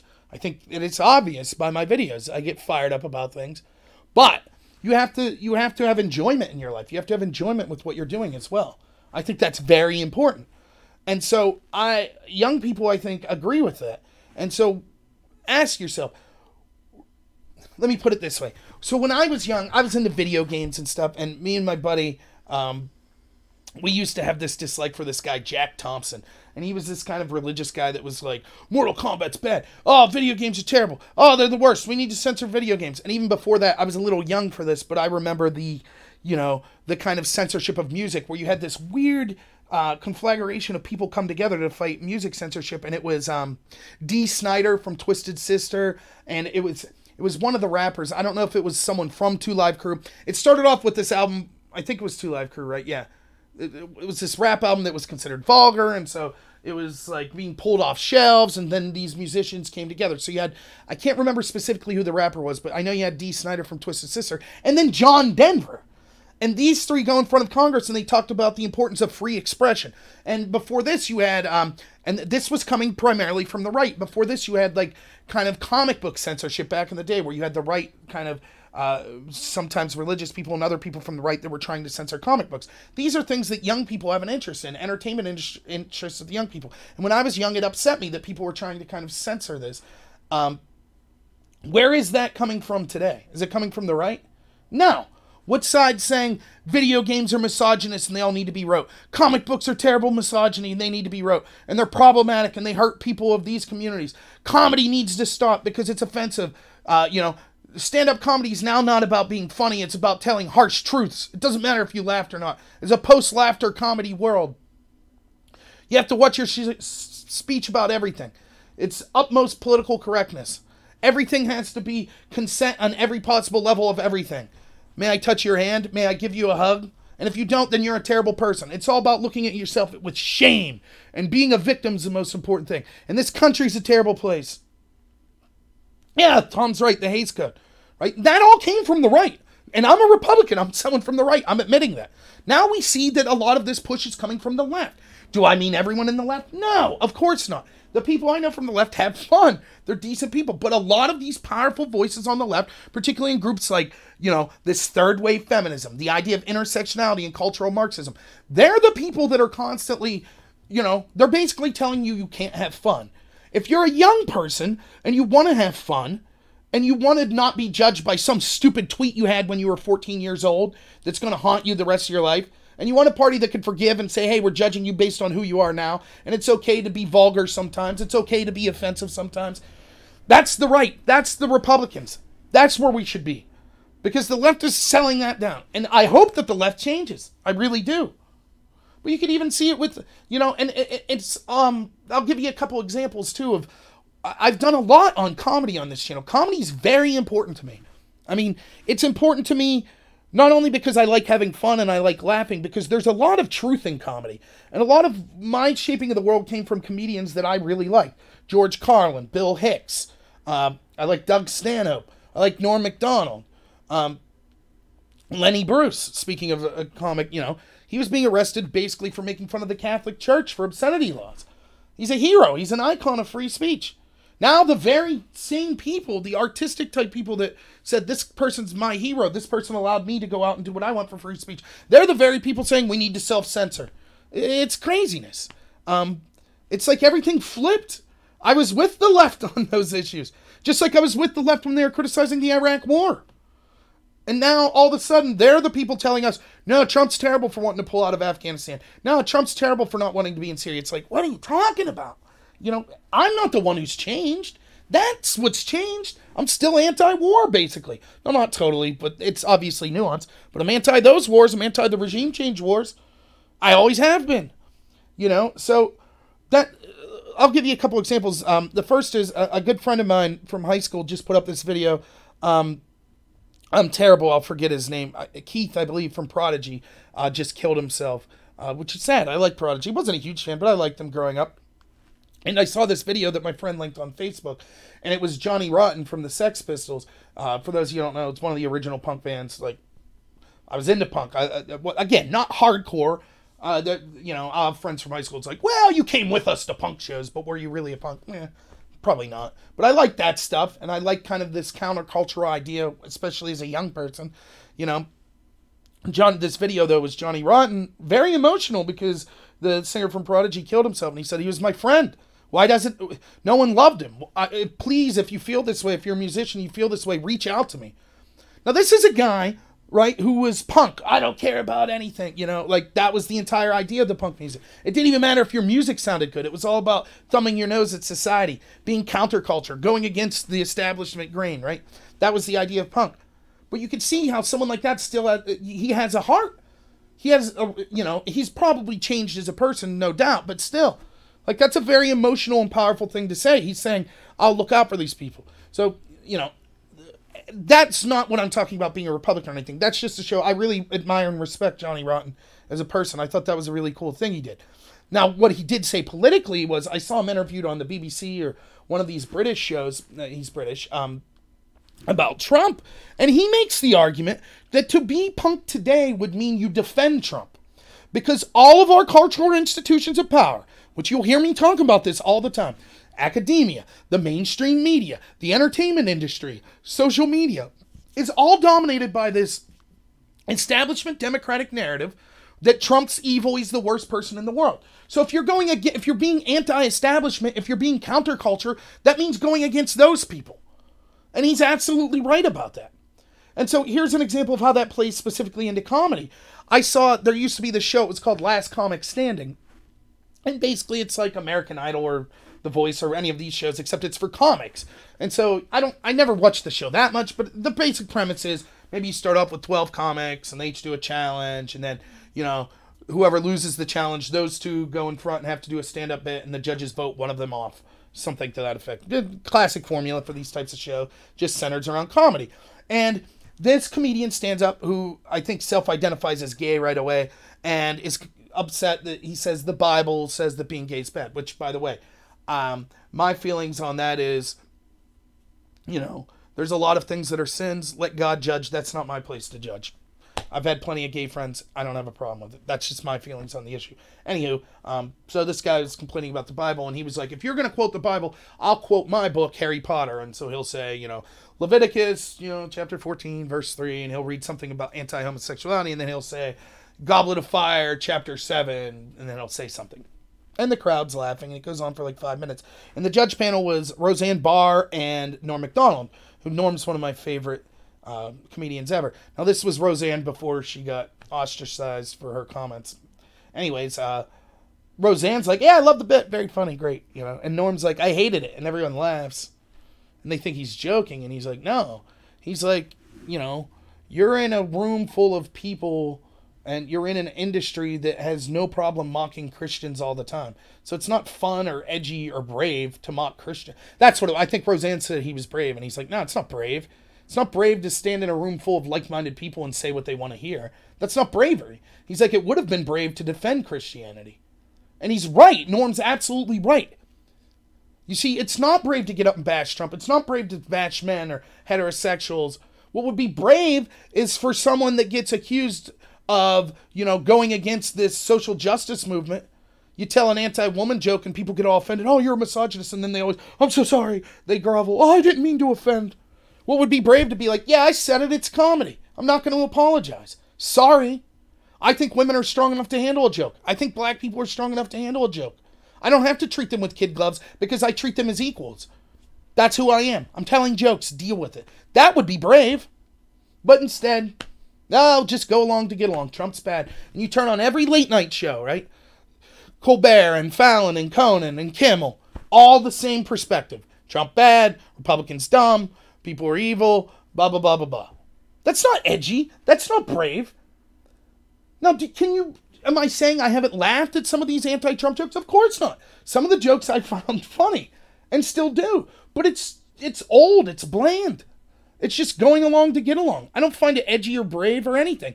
That's the comedy I like. That's what Lenny Bruce was. That's what George Carlin was. That's what Bill Hicks was. And Norm then further goes on to say, oh, by the way, if you followed J.K. Rowling, she actually, Harry Potter's a Christian allegory, and she said that if you understood the story of Jesus Christ, you would understand the ending of Harry Potter. And so Norm's like, yeah, I didn't really dig it. Now, if you're in a church and you're doing anti-Christian comedy, that's brave. Maybe dumb, but that's brave, that's edgy. But not sitting in a room full of like-minded people. And that's what gets me. You'd see the left is like, not everyone again, but a lot of these people in the left, in the Democratic Party, or in these institutions of power like celebrities and things like that, they're all virtue signaling that they're brave and how, and I guess the best recent example would be this Jussie Smollett situation. He was so brave to come out. What would he, Christine Blasey Ford, the same way. Oh, it's so brave. What do they have to gain? There's nothing to gain. Of course there's something to gain. One, coming out and smearing people that are deemed Republican or right-wing gets you all kinds of cred in all of these institutions, academia, the entertainment industry, the mainstream media, Silicon Valley. Gets you all kinds of cred. Second, victimhood culture is huge. I didn't get to talk a lot about the Smollett case, but, one of the real tragedies of it is the only thing Smollett did wrong was get caught. He was right in his calculation that if he would have got away with it, his star would have soared. He would have got more money, more celebrity, more fame, more job opportunities. He was considered a hero. And all based on a story that was very skeptical from the get-go. Now, this story came out even before I was doing my run for Congress. Gay child adoption I don't have a problem with, to be honest. I think that I will, until I see compelling evidence regardless, that I think it's been established quite clearly that the best situation for a child to grow up in is one with a man and a woman and a married family. That is the best situation for a child to grow up in. But I think that it's far better to have two men or two women in a loving family raise a child than for kids to linger in the foster community or to be aborted or things like that. So I have no problem with gay adoption. We have so many kids that need adopted and need a loving home. I don't care if it's two guys that want to have a loving home at all. So I'm totally for gay adoption. That's just my feelings on it. With the Smollett case, he was right. He was right that would have been an issue that would have helped his career. That's where we are as a country, which is very sad. And we act like it's not. That's another thing. Like, there's this constant. It is very 1984-esque, or it's Huxley, Brave New World-esque, where we have these ideas of like doublespeak, where we all know a reality. We all know something's true, but we can't say it. We can't say it. And so you see it, with the Smollett case. We all have to pretend, well, he had nothing to gain. There's nothing to gain. Why would you make up a story like that? There's nothing to gain. But we all know deep down there's plenty to gain. Or we pretend in politics like, women, if you're a woman or a minority in politics, it's such a huge disadvantage. No, it's not. It's a huge advantage. We know that. We know it. We know Bernie's going to have trouble because he's an old white guy. If Bernie was a younger black or Hispanic woman saying the exact same things, hopefully with a different voice, but you know what I'm saying, he would get far more traction. Now, is it true there are less women? There are less minorities in politics? Yes, but that's why if you are one of the ones that decide to get involved in politics, that's an advantage to you. Just like, for example, there's a huge demand for male nurses because there's not a lot of nurses that are men, and there's sometimes a male nurse is more comforting to people. Like, maybe as a man, you don't want a woman to be bathing you if you're older. You'd prefer to have it be a man, things like that. So there's a demand for that. Just like there's a demand for female cops for the same reason. But we have to act like, it's this huge disadvantage. And we know it's the exact opposite. We all know it. Just like we have to act like, someone who's transsexual that's transitioning, that's a biological man transitioning to a woman, they don't have a competitive advantage in sports. What are you talking about? We know that's garbage. We know it is. But we're constantly fed this lie through all these institutions of power. It's this narrative that just washes over us. And we can see it all the time. And it's been used by both sides. It's been used by many different sides. It's the idea of commercialism and advertisement. Like, they're very, Bernays, who was kind of the father of modern advertising, Edward Bernays, like, he knew that it was a science on how to convince people of these narratives. He was doing it to get people to buy products. But we could also use it to get people to buy ideology. So things we know that are simple truths. Just simple truths. Illegal immigration isn't bad. It's a net benefit to the country. We know that's garbage. We know it's garbage. Is that saying that I condemn the specific illegal that's trying to make their life better by coming here? Not at all. Does that mean every specific illegal is a bad person? No, I'm not saying that at all. I'm saying we know that importing millions upon millions of people, having just like open borders where we say, oh, legal immigration always makes the country better, is insane. If that was true, then these gated communities where the rich people were living would be taking illegals in masse. But they're not. They're just letting them in there to do the work that they want to pay them, basically nothing for. But we have to believe that myth. We have to believe it. And it's very tiresome to engage in a lot of this. So I know I got off on a rant on that. That was starting from the idea of what I would like to see the Republican Party become, talking to young people. But like I said, Johnny Rott and Norm Macdonald, they're right about that. If you really want to have fun, if you really want to be counterculture, then at this point you're Republican. It's just the way it is. Now, does that mean, am I saying that's the only reason? No, I think that we have better policies and better answers. And I would love for the left to go back to being the old left. I really would. I would love, and I think that you'll start to see it. I think that, one of the things is you really have to tip your cap to the freshman senators or congressmen in the Democratic Party that are getting so much attention, like led by Ocasio-Cortez. Is I feel that they're actually saying what the Democrats have been alluding to for years. And so a lot of us have been saying like, ooh, Democrats, the ones in power, like in academia or in the party or in the mainstream media or in the entertainment industry, be careful. You're setting up this tribalism.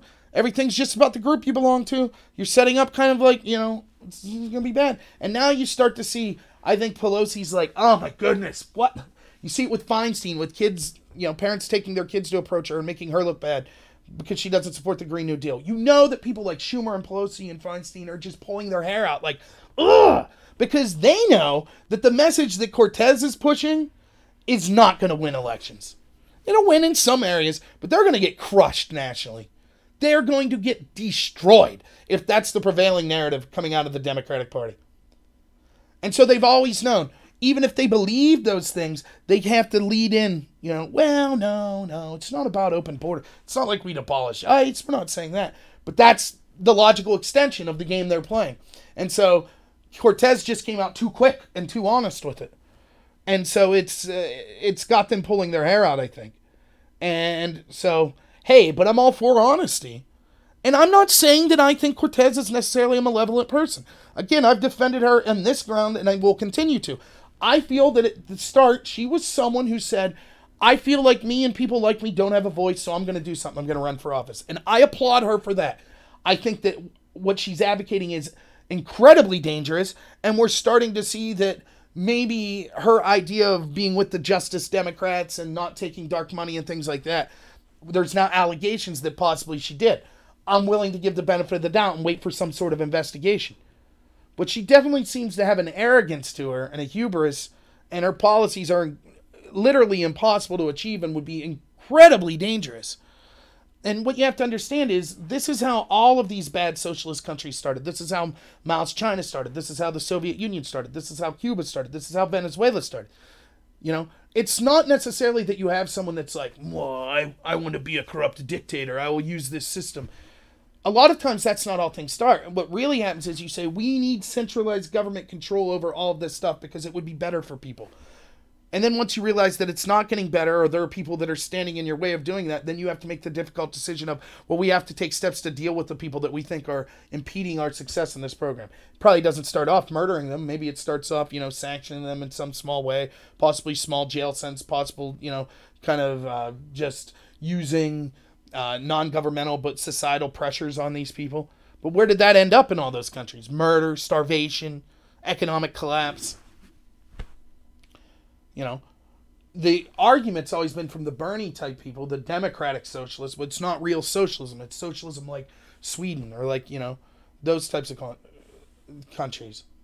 But that Green New Deal is far further to socialist aspirations than anything that any of those countries have done. That is socialism. That is governmental control over our entire energy sector, entire food production sector, entire job economy, retrofitting every single building in the United States, costing more than the GDP of the entire world, massive debt spending, massive control over everyone's life.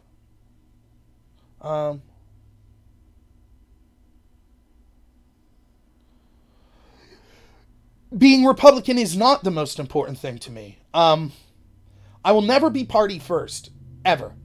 I'm always country first. And let me give you an example of that. I am on record in places that I posted online, 2016 and 2018. I really disliked Hillary Clinton. I said before, I thought Hillary would win. I did. Basically because I'm cynical and I thought that the establishment would make sure she won. But I thought she would win and I was surprised that she didn't.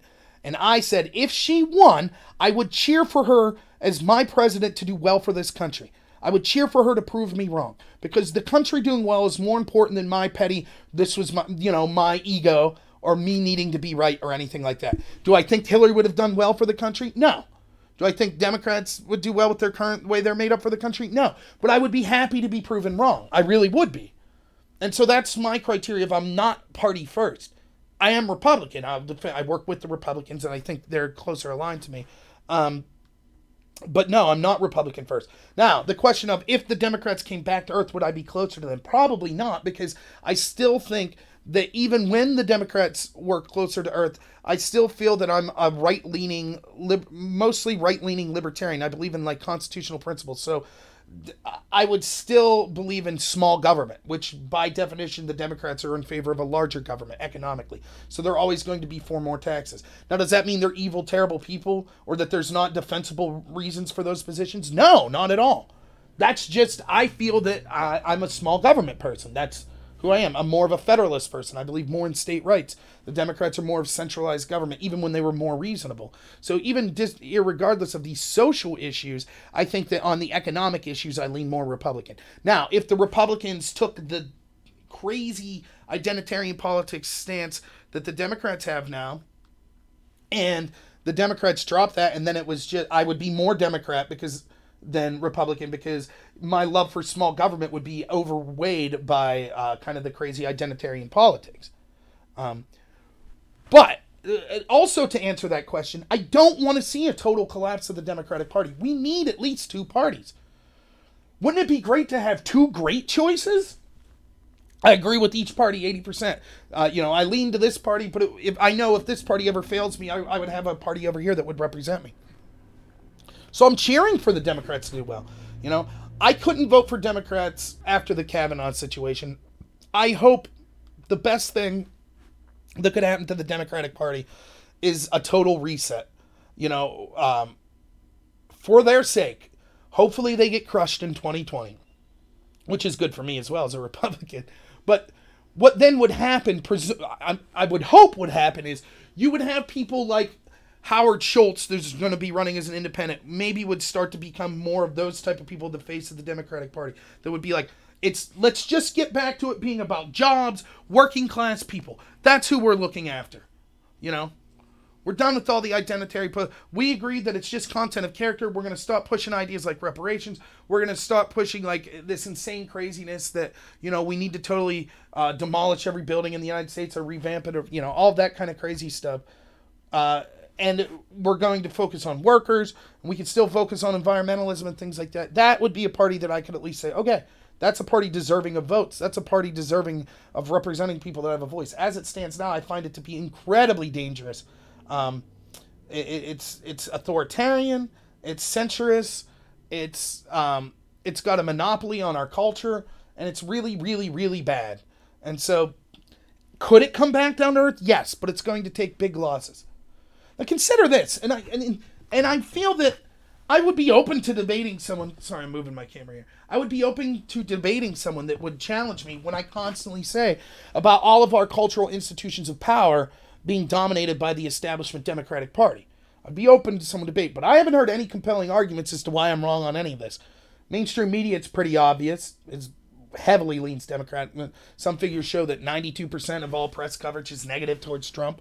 That might be harsher than with other Republicans, but it's always leaned that way. Academia, it's certainly true that well over 90% of faculty and administrators come from a very strong left-wing perspective, most of which is establishment Democrat type perspective. Entertainment industry, that seems to be clear. They all seem to be establishment Democrats. Very few people in the entertainment industry would dare to, call themselves a Republican. They know it would cost them their career. Silicon Valley, we see the same thing. You can see it just in your social media places like Facebook, Twitter, YouTube, etc. Despite all that, Republicans still are doing okay. Now, how bad does that other party have to be? How out of line does it have to be with regular type voters to have all of those advantages? By the way, they're also, numbers have shown increasingly in the past decade or so, they're also the party of the very rich. The Republicans tend to have people that are middle class-ish, and the Democrats are very poor people and very rich people. And obviously, it's a huge advantage. Like, you look at the amount of donations Hillary got compared to Trump. That's a huge advantage. So all of those advantages, and we still see the Republicans either outright winning or being very competitive. It almost a 50-50 split. Imagine what it would be then if the system wasn't rigged as it is. If it was just 50-50, 50% Republicans in all those institutions, 50% Democrats. The Democrats would be blown out of the water. Now, does that mean the Republicans are super fantastic and in line with everything? No, I'm not. It's more that the Democrats are so unpopular. So even with all these advantages, they're just staying afloat. And so I think they really need a collapse. I honestly believe that. Maybe we need a third party to come and challenge this. And again, you've heard me say on this channel many times, I do think that at the top establishment levels of the Republican and Democratic Party, on most of the important issues, they're basically the same party. They both want to maintain a hegemony.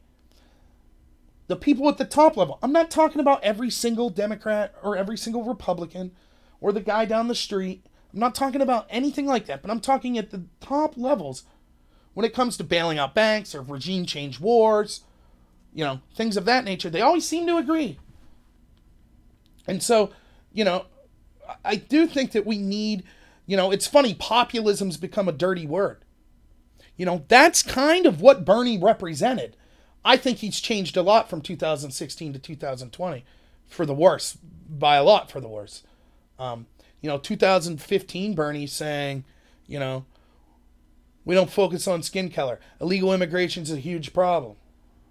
We need to focus on jobs, saying things like that. 2020 Bernie's saying, you don't know what it's like to be poor if you're white. Basically, we need to stop, open borders, basically, is what it breaks down to. So, he kind of, to me, sold out by allowing the Democrats to do what they did to him. And his socialism message comes off as hollow to me because he's one of these socialists that everyone that has $1 more than me is evil, terrible. I could have my 3 lake houses and drive my fancy car, and that's okay. But we need to condemn the normal people. I hate that attitude. Because to me, what I've always been taught is change starts with yourself. So don't demand of other people what you're unwilling to do yourself. It's easy to be, have a faux moral superiority spending other people's money. Yes, we could all do that. Give me your money and I'll be a great person. But what am I willing to do with my money? What am I willing to do with my personal life? So I hate this idea of socialism. It says, we need this total control over you so that we can implement these policies because we're all dead in 10 years if we don't. But I'm going to continue to live my life in a way that puts such a carbon footprint that it shames yours. Because, that's the way the world is, right, AOC? You're the boss, though, So, yeah, that's kind of my feelings on that. So, where am I at? 132. Let me mark the next. Just 1 second here.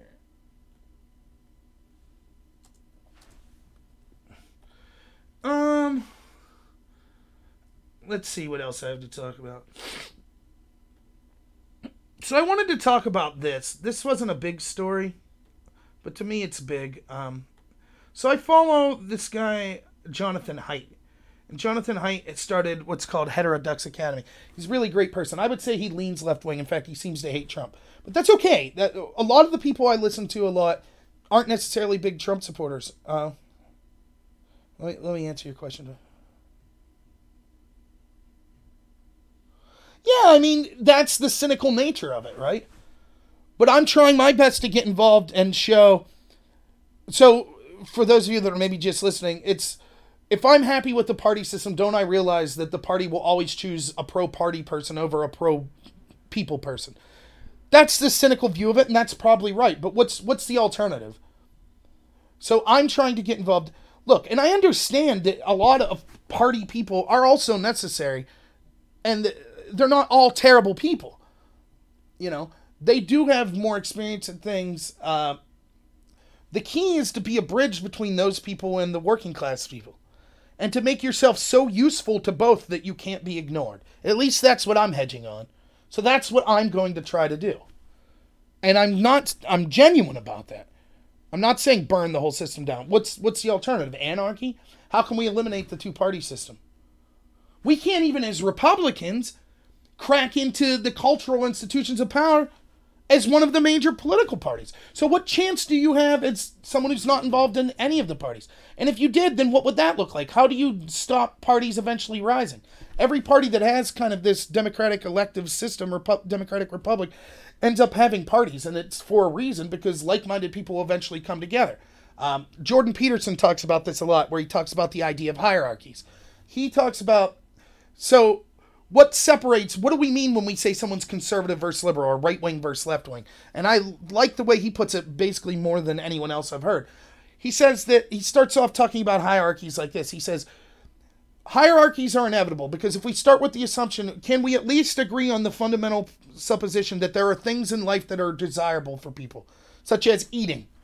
You want to stay healthy, you don't want to die, so having food is desirable. Okay, as soon as we agree on that, then we have made a hierarchy, because there will always be people that are better at getting food than others. And so that's a hierarchy. People that are more competent, and we see, he's very good at this. I don't have all of the minutia and all the statistics, but we see in each, there's almost infinite hierarchies, because there's competencies in everything. It could be baseball, it could be creating television shows, it could be talking, it could be carpentry, it could be mathematician, etc. Those are all different hierarchies.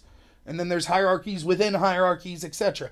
But the point is, there will always be people at the top that are doing the, that are so competent in each individual hierarchy that they're doing the bulk of the, what's the word?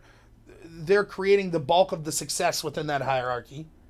And there'll be people that are left behind, or that are at the bottom, that are struggling. And so Peterson says that what people on the right are people that say, we understand that these hierarchies are important. They allow to societies with specialization where we could have the most possible good, the most possible production, and that's an important thing. And hierarchies are inevitable, and they need to be defended. And people on the left say, yes, that's true, but we need to realize two things. That if unchallenged, hierarchies often stop being about competency and start becoming about corruption. So the people that are the most corrupt rise to the top. And even aside from that, there are people at the bottom of these hierarchies that we should always look after, that we need to understand that are kind of getting a raw deal. And Peterson says both sides are right, which I agree. That's true. We need both of those positions, because it's like the yin and the yang in Taoism. You need both sides pushing against each other, or you get, I don't know if you play Dungeons and Dragons, but, you know, you could have evil order or evil chaos.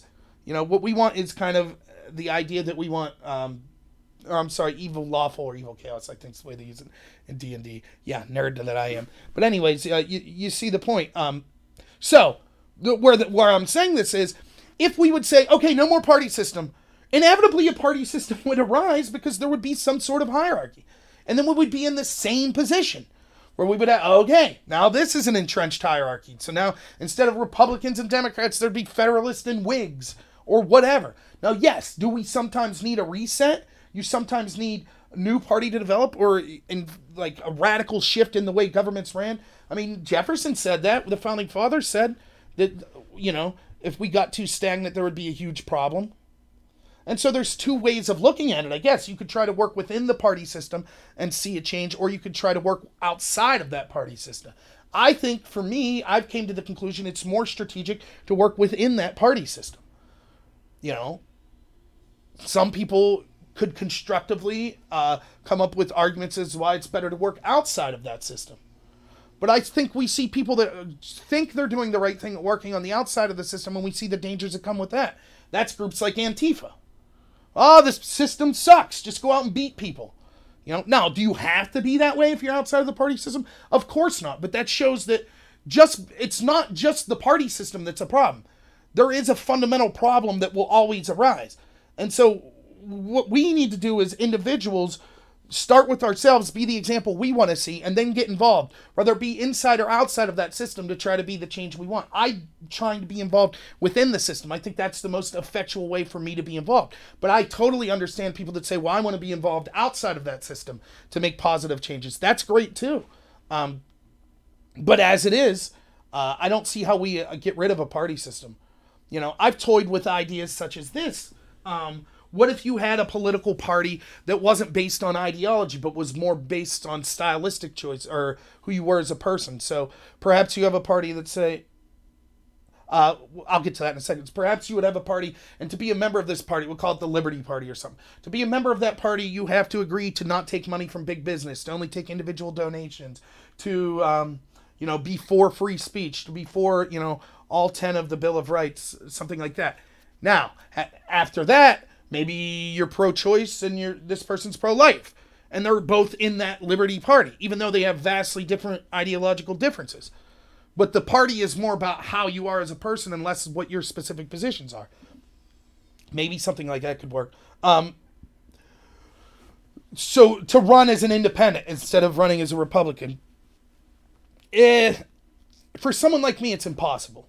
One, I still stress that I think the Republican Party is, although it'll never be perfectly aligned with me, I do think that it does align with me a lot. It aligns with me with their stated missions of fiscal conservatism, constitutional principles. That aligns with me greatly. With their with some of the social issues that maybe traditionally haven't been Republican, I'm hoping to try to change them. I'm more of a Ron Paul type Republican. I think he was right to run as a Republican, and I think I am as well. Strategically, it would be near impossible for me to have any influence running as a third party as an independent, because I am poor, I don't have a network, and it would be the sheer amount of work to just get on a ballot, to fill out all of your economic forms that would be necessary. Even if you're not taking money from people, you would still have to fill out these forms to make sure that everything's on the up and up. There's just so much that goes into it that if you're fighting a huge uphill battle if you're not running as one of those major two parties. That's why the only very successful third party candidates you see are one of two things. They either have some sort of independent group around them or celebrity that allows them to have a group, like someone like a Jesse Ventura, or they're independently wealthy like a Ross Perot. That's why even if you see Jill Stein's more progressive than Hillary Clinton, yet more progressives voted for Hillary. Why? Well, because it's so hard for Jill Stein to overcome that enormous advantage that comes with being in one of those two parties. Now, should that change to open up more things? Possibly, but how do you do that? That's another question. So you have to ask yourself the difficult question. If I ideologically agree with a lot of what this party's doing, whether it be Democrat or Republican, but I disagree with some of the things, is it worth still working within that party and trying to kind of steer it towards more of the direction I would like to see it, or to work outside of that party as an independent and basically have no shot of ever being elected or having any real influence? I'm going with the first. I think the Republican Party is close enough to me that even though there are things that I don't like about, like I didn't like the Iraq War, that I don't agree with them traditionally with what their stance on gay marriage was, but I still think that I believe in the principles of fiscal conservatism, constitutional principles that I think underlie what the Republican Party should be, just like Ron Paul did. And so that's who I choose to run with. Having said that, I honestly try to not judge people just by the party they're in. And so if I see a Democrat, I'll praise someone like Tulsi Gabbard. Tulsi Gabbard, I think, has been very good on being anti-foreign regime change war. I think that's a great thing. I won't hesitate to praise people on the other side.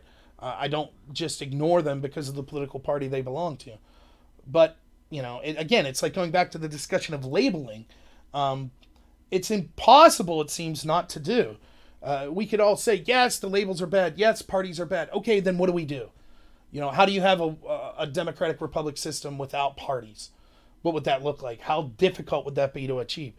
And that's one of the, that's kind of something you see more with these postmodernists on the left. That's one of the problems I have with postmodernism. And that's kind of the root of the identity politics that you see. Postmodernism says things, it says things like there is no truth. There are individual truths and things like that. And so you dealt with this a lot in debate. And so you would have postmodernists like Foucault or Heidegger, people would read. And one of the things that the postmodernists were very good at was pointing out problems. And they're right. There's a lot of problems in life. Whatever your ideology is, there's a lot of flaws with it. Whatever your economic system is, there's a lot of flaws. Whatever your political ideology, a lot of flaws. Period. Like, that's the nature of life. The problem with postmodernism, they point out those flaws, but then what's their solution? Well, they're pretty light on solutions. They'll say things like, well, we need to rethink. Or, let's try Marxism again. It just wasn't done the right way. And that's craziness as far as I'm concerned. That's not a viable solution. With all the problems of capitalism, I think it's still the best system we've ever seen, and it's still worth defending. So, Heterodox Academy is what I was talking about. Jonathan Haidt. So he's left-leaning. He doesn't really like Trump, but I still agree with a lot of what he says. What he started Heterodox Academy, and what it is it's professors and people that are involved in academia that have come together and are supporting the idea of free speech and supporting the other idea of having more ideological diversity on campuses. And so they do a lot of studies that show how skewed campuses have become to being left-wing, particularly Democratic establishment left-wing.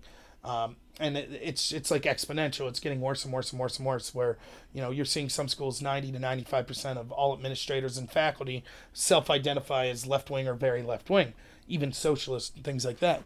And that's very dangerous, because then we predictably see that, whether it be intentional or unintentional, that what happens is only one type of viewpoints getting talked about in these campuses.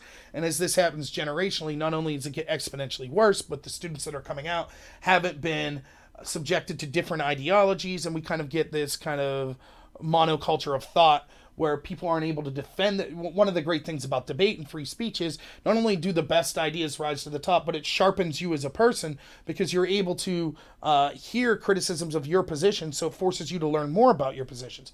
So it could change. You could change your mind, or you could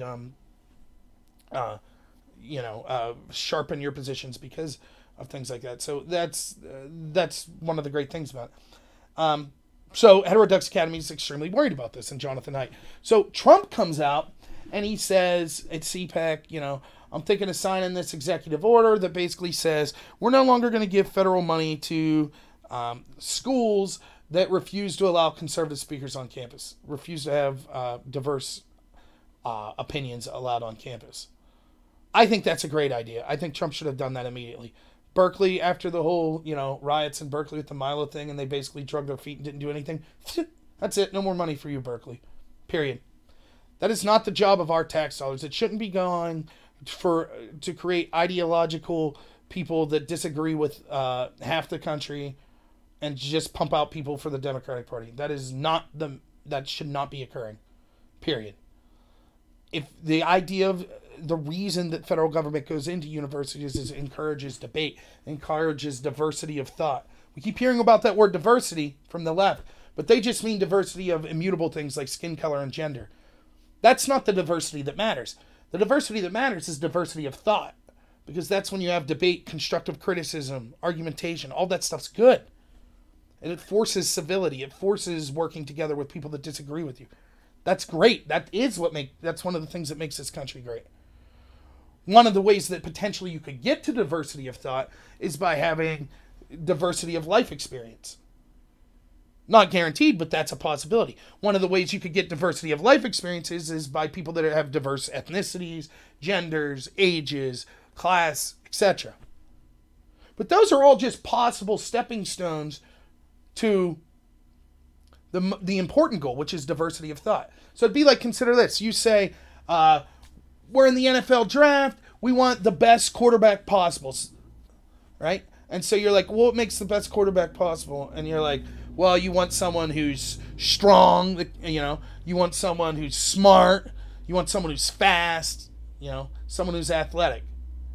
And so those are the things that make it. But the ultimate, all those are just stepping stones to a great quarterback.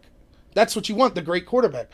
So if you just say, no, we're not going to focus on that. We don't care if they're a good quarterback. We'll just take the strongest person. Well, maybe they've never played football. You see the ridiculousness of it? It's the same way with this idea of diversity.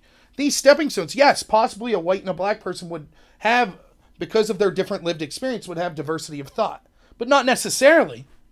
You would rather have two people that are exactly look alike, but have diversity of thought, than two people that look completely different, but have the same thought. That's not real diversity. That's just superficial diversity. That's not important. And what often happens, what we see happening on college campuses, is they preach diversity, diversity, diversity, but they're only a monoculture of thought. So they have all the superficial diversity, but none of the diversity that matters, the diversity of thought. And if that's not happening in campuses, then they shouldn't be receiving federal money. So I'm totally with Trump on this. This is not Trump saying, now it would depend on how, I will say, you have to make sure that the executive order is written properly. You don't want to say, overextend the executive power to punitively punish universities just because you don't like someone that's running it, for example. But it does seem that this could be written pretty cut and dry. If you censor people just based on their political thoughts, then you no longer receive federal money.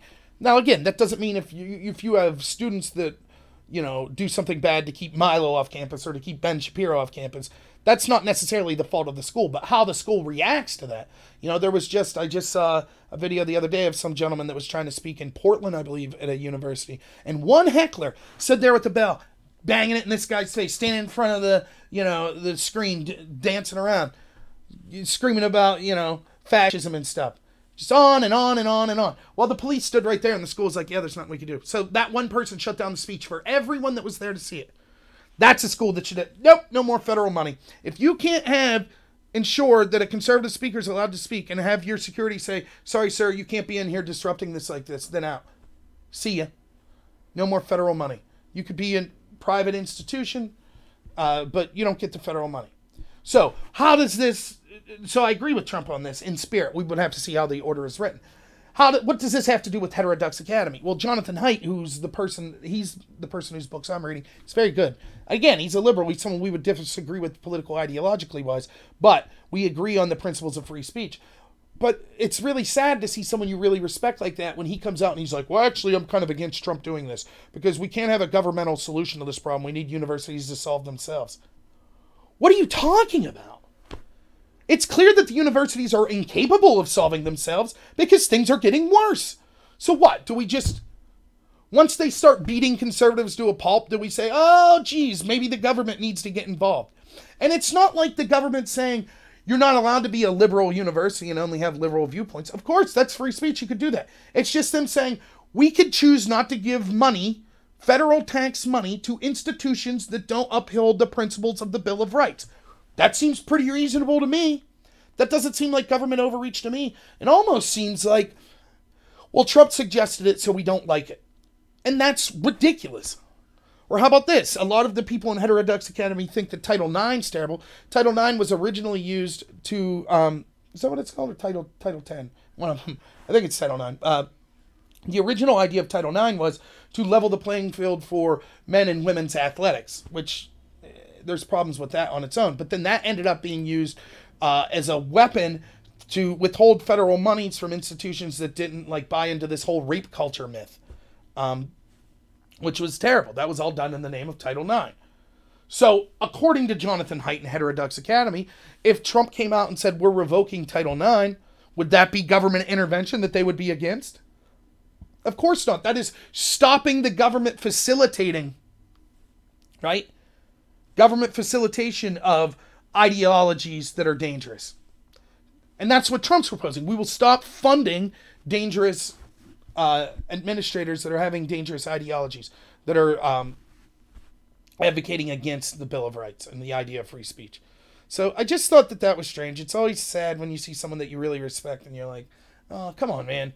I don't know where he's going with that. I thought that was a bad deal. So let's see where I'm at. 152.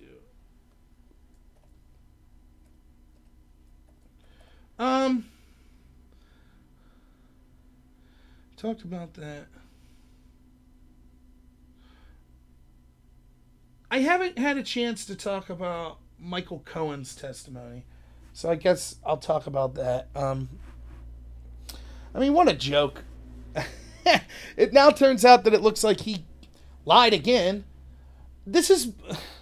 All right, let's start with that idea. So Cohen's in trouble in the first place because he lied to Congress. That's the idea. That's why he's in trouble. And my beef with this is the same beef I have with everything that has to do with the Hillary investigation, to the Trump investigation, to the Mueller investigation, all of this stuff. I just want to see the law equally applied. Period. That's it. If you're going to start charging people for lying to the Congress or lying to the FBI, I have no problem with that. But then you charge everyone that does it. So Cohen gets charged, but Clapper and Comey and Brennan and Hillary and all these other people that we know lied to Congress or lied to the FBI, Huma, Abedin, Cheryl Mills. We know they lied based on the FBI's notes or based on things they said to Congress. None of them get charged. Just people connected to Trump. So Cohen gets charged. So I find that to be ridiculous. Now it looks like he lied again. To me, it's like you have to be nuanced. What is the lie? If you go in front of Congress and you say, no, when I was in high school, I pitched a perfect game and you didn't. Okay, so what? You get arrested for a stupid lie like that that's basically inconsequential to anything? Is that the same punishment as lying like, no, we didn't break the law and then actually did? I don't know. It's just lying to the FBI bet. So now it turns out that, Cohen lied, apparently. It looks like there's proof of it based on his lawyer's testimony that when Cohen said, no, I never sought a pardon. But then his own lawyer, Lanny Davis, says, yeah, Cohen sent his people out to get in touch with Giuliani and seek about a possible pardon. Okay. So that looks to be a lie to the FBI. There was also allegations that he said in his testimony, I didn't want a role in the Trump White House. I never sought one. And then everyone was saying that's not true. He was clearly seeking a role in the Trump White House. So it turns out that this person who's being arrested for lying to Congress probably lied to Congress again in his statement. So does that mean that everything he says regarding the rest of what he had to say negative about Trump is not true? No. But what are we supposed to do without corroborating evidence? We know the guy lies all the time. He's lied in front of this very same body. And more importantly, we know he has a huge motivation. You saw Alan Dershowitz saying this a lot, talking about this. The problem is when you provide incentives for people to spill the beans on their boss, or in this case, their former client, you don't just get them to sing, you get them to compose. In other words, they have an incentive not just to say, okay, this truthfully happened, that's bad for Trump, but he would also have the incentive to say, he would also have the incentive to, I'll get to that in a second, Lemek. He would have the incentive to say, oh, even if I don't have proof of Trump being a bad person, I'll just make something up because I can get a sweetheart deal with it. And it's now coming out that we know for a fact that he communicated with Democrats before his testimony. Now there's allegations I've seen. I don't know if this is true, but I just read the title of a headline that said that he might have sat with Adam Schiff for as long as 10 hours before his testimony in front of Congress. That's very troubling if true, because it sounds like they could be getting a story worked out together. And the whole thing was just, what did Cohen really tell us? Well, he destroyed the Russia collusion narrative. Or is now the Democrat story, well, he's lying on the fact that he never went to Prague, and he's lying about Trump not colluding with Russia, even though he has every incentive to burn Trump at this point. Because he's trying, the only chance he has to get the lightest possible sentence is to give Mueller or the Southern District of New York or someone really the goods on Trump, because we know that's what they're salivating for. And not only that, he would be a hero, by the way. He'd be a hero for life for the left if he had those goods and he gave them up and he took Trump down. A hero. The guy who took Trump down, he would be an absolute hero. So he has every incentive to do that, yet he doesn't. So we're supposed to believe, I guess, from the left that, no, he's lying about that part of it for no reason, but the rest of it he's telling the truth about when he's talking about Trump just being a shady businessman. So what did we learn from him? I guess Trump one time used a shadow bidder to build up a picture that he donated so he looked better at an auction. Trump says mean, terrible things. Trump said racial things. Okay. I don't care in the least bit. At all. Yep, Trump's probably a scummy person. Yep, knew that. Okay, moving on. This is just bring people in front of Congress that are known liars and just smear someone. That's it. And we could see that this is a Democrat plan. Now you already see them laying the groundwork for the Mueller investigation, because now you already see them, because they know that it's not going to come out and say, yep, Trump colluded with Russians, this was a crime.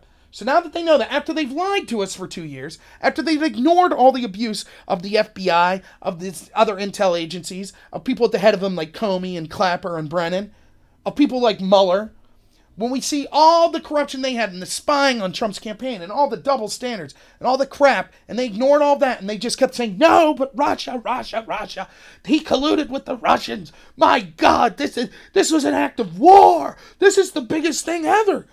Trump colluded with the Russians. And now when we see that and Mueller's going to get to the bottom of it. He needs to leave no stone unturned.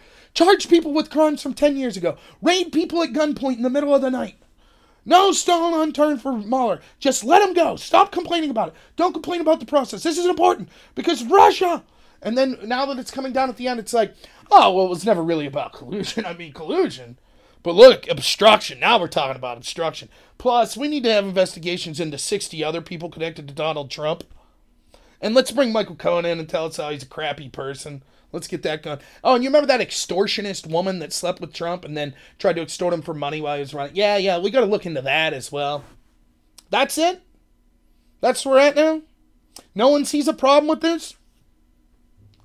It's unreal. It's just unreal. And we're just supposed to forget it. Like, that's the terrible part. I can go back and just look at my videos or my posts on blogs and things like that. I am amazed. It's all of the shady crap that happens all the time that's very newsworthy that you just forget about. Because so much stuff's happening every week. And so that's what'll happen.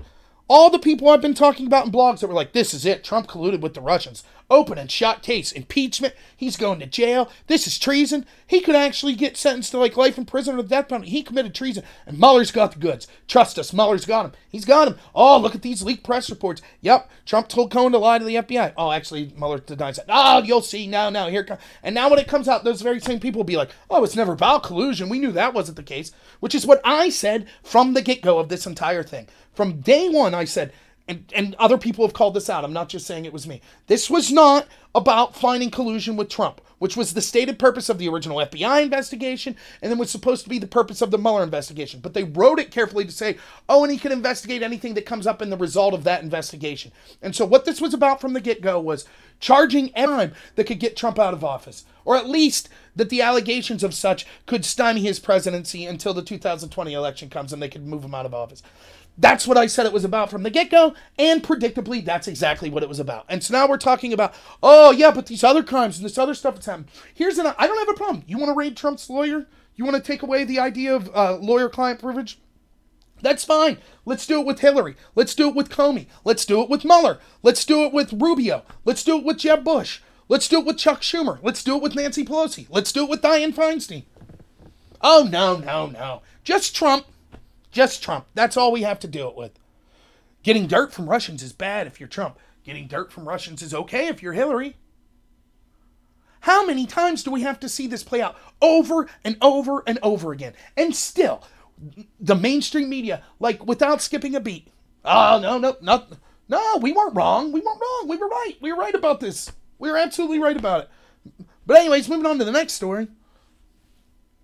Wrong about Covington. They learned their lesson, though, trust them. Wrong about Smollett. They learned their lesson, though, trust them. How many times do we have to go through the same crap over and over and over? You know, there are people on the left that I disagree with on a lot of issues, like Jimmy Dore, like Glenn Greenwald, who have been saying this witch hunt is disgusting from the outset. And I don't know how many times I've said this, but watch the very people, the mainstream media, the celebrities, the academics, the people in Silicon Valley, the people I'm talking to day in and day out on blogs and stuff about how terrible this investigation was, scream the loudest if Trump does 1/10 of what the Obama administration does to his opponent in 2020. Oh, what's that? Joe Biden was elected? I heard a rumor, we hired a former French spy to say that actually Biden has connections to the Chinese. So we're going to send spies to infiltrate Biden's campaign. We're going to have wiretaps on people connected to Biden's campaign so we can see all the information that comes through his campaign. We're going to selectively leak and unmask people to the press. We're going to have the press 24/7 defend this and say that it's okay. We're going to relax all the regulations so this information gets as far as wide. We're going to tell our foreign allies that Biden might be compromised. He might be a Chinese asset. That's all the stuff the Obama administration did. Weaponized the most powerful intel agency in the history of the planet. It was a big deal when Richard Nixon had a couple of bumbling buffoons go to a hotel to try to get information on his opponent. But Obama, weaponizing the most powerful intel agency in the history of the planet to go after Trump because he didn't like him, that's totally fine. So we'll see. Oh, by the way, you Democrats, you Trump haters, yeah, if Trump does what Obama did to whoever the 2020 candidate is, I'll be there with you saying that that's inappropriate as well, and saying that he should be held accountable. But for God's sakes, have a little integrity. And don't complain, don't cry when Tulsi Gabbard gets smeared, or a real Democrat that's against foreign wars Don't get upset. You have no right to complain. You cheered for the media. You cheered for them being a mouthpiece for the intel agencies. You cheered for a corrupt intel agency because you didn't like Trump. And so when it happens to your candidate, you just shut up and let me be the one that criticizes. Because you have no integrity at all. It's just, it's unbelievable. I just don't know, I don't know what to say. The narrative's going to... So yes, I will wait and I will see what Mueller says. Let's have it. Let's see it come out. But it seems obvious because nothing's been leaked. And by the way the media has been morose about it, and they're just trying to move on from... Actually, it's not Mueller that's important. It's the Southern District of New York. That's the real importance. And what we need is to see Trump's tax returns. And actually, what we need is all these...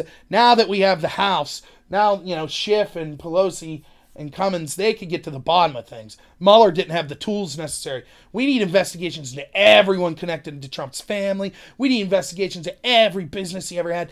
We only went back 10 years. We need to go back 30 years. Let's investigate Trump's grandparents. We need to find some sort of dirt. Meanwhile, all the people that we know have... if we did the same investigation on people on the left or even other people on the right, who knows the crap we would find. And it's been... I'm actually amazed that they haven't found more crap on Trump. Take any billionaire, I'll talk about that. Take any billionaire or any national politician that's been in the game for a long time and raid their lawyer's office in the middle of the night and get all of their info and have wiretaps on people connected to them, and I bet you find some sort of crime. Almost 90% of them, I guarantee you'd find some sort of crime. So I'm shocked this is all they have on Trump right now. Stormy Daniels? That's it? He paid an extortionist off? Might have been a campaign contribution, which is against the law. That's it? That's your big smoking gun? That's unbelievable to me. Surely they have more on Trump. Yeah, PR is the biggest weapon because it's going to come down to impeachment.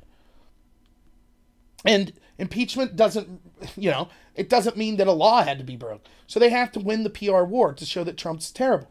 And consider this. Who's running the PR war? Who controls the media? Who controls academia? Who controls the entertainment industry? Who controls Silicon Valley? Look at the insanity, right? Okay, so let's talk about PR. We are led to believe, I don't even know what the final tally is. I have people on the left that are always on me about this because I laughed this on its face as soon as I heard it. We have people that truly believe that Russian trolls posting on Facebook and Twitter and places like that, using snaps from Pokemon Go and other things and blah, blah, blah, blah, blah, that they swung the election. They stole the election. They spent like $100,000. Let's just say $250,000, although I think that's more. But let's say that. So we had like a dozen or so that was convicted, but maybe there was 1,000 working behind them. Okay? Let's just go. Let's say there were 5,000 Russians and they spent $500,000. That's, I believe, way over anyone's estimates, right? Yeah, I agree with the annulments clause thing. But that's just like saying, what's the law? The Logan Act. Right? Like, the annulments clause, it's one of those things like, yeah, I guess you could use it. I mean, I don't know specifically what it says, but for example, I could prove that Hillary Clinton was getting $500,000 jewelry from Saudi Arabia, from Qatar, places like that, and then coincidentally, the Podesta group ended up working for those countries weeks later, and she admitted, for example, that she knew those regimes were sponsoring places like ISIS and Al-Qaeda, but was still working as PR for them after getting financial gifts from them. So, I mean, yeah, we could probably use that against almost all politicians, just like the Logan Act. We know, like, John Kerry's over. That was the impetus for busting Flynn, right? Oh, is this a Logan Act violation? He's not technically part of the government right now, and he's talking with someone from Russia. But then we have John Kerry running about after he's out of government with Iran. No big deal. So, I mean, yeah, I mean, technically they could go after him for that stuff, but it's like, whatever. I just want to see it equally applied. But yeah, as far as PR, so we're told that these Russian trolls, which we'll say 5,000 that spent 500,000, that influenced the election. Over the billions upon billions that were actually spent in the election, that $500,000 was more impactful. That influenced the election. Okay, let's take that at face value. Someone using the platform of Twitter and Facebook, a relatively small amount of people compared to how many people were actually on the platform, 5,000. Well, yeah, you're exactly right, Nate. And they'll bring that up. That's something they'll bring up. But anyways, if they're saying that those relatively small amount of people with small amount of money, comparatively, I know 5,000 people sounds a lot and 500,000 sounds like a lot, but when you talk about billions of dollars being spent and hundreds of millions of people using these platforms, that's small potatoes. That was enough to swing the election. That was enough to be horribly worried about. But the people actually running those companies, censoring conservative viewpoints and basically being a mouthpiece for the Democratic Party, that's no big deal. No big deal at all. Just like Cambridge Analytica using some Facebook data to target people with ads is worthy of, we might have to have criminal cases, we need congressional hearings, this is the worst thing in the world. A company using some of Facebook's data, that's what that was. But when Facebook in 2012 used their data as a company, their entire data set to help Barack Obama, that was just shrewd planning by Obama. No need to be worried. That wasn't unfair. Do you see the insanity? Oh, and by the way, we now know that Democratic operatives actually use the exact same strategies that they accused the Russians of using, pretending that Roy Moore in the Alabama special election was connected to Russians by faking Russian bots. But that was no big deal. No need for a congressional investigation there. Heck, Jack Dorsey didn't even have to kick those people off Twitter. Over and over and over with the double standard. Every single time. Now, how can I have any faith? You know, what faith is there left in any of these agencies?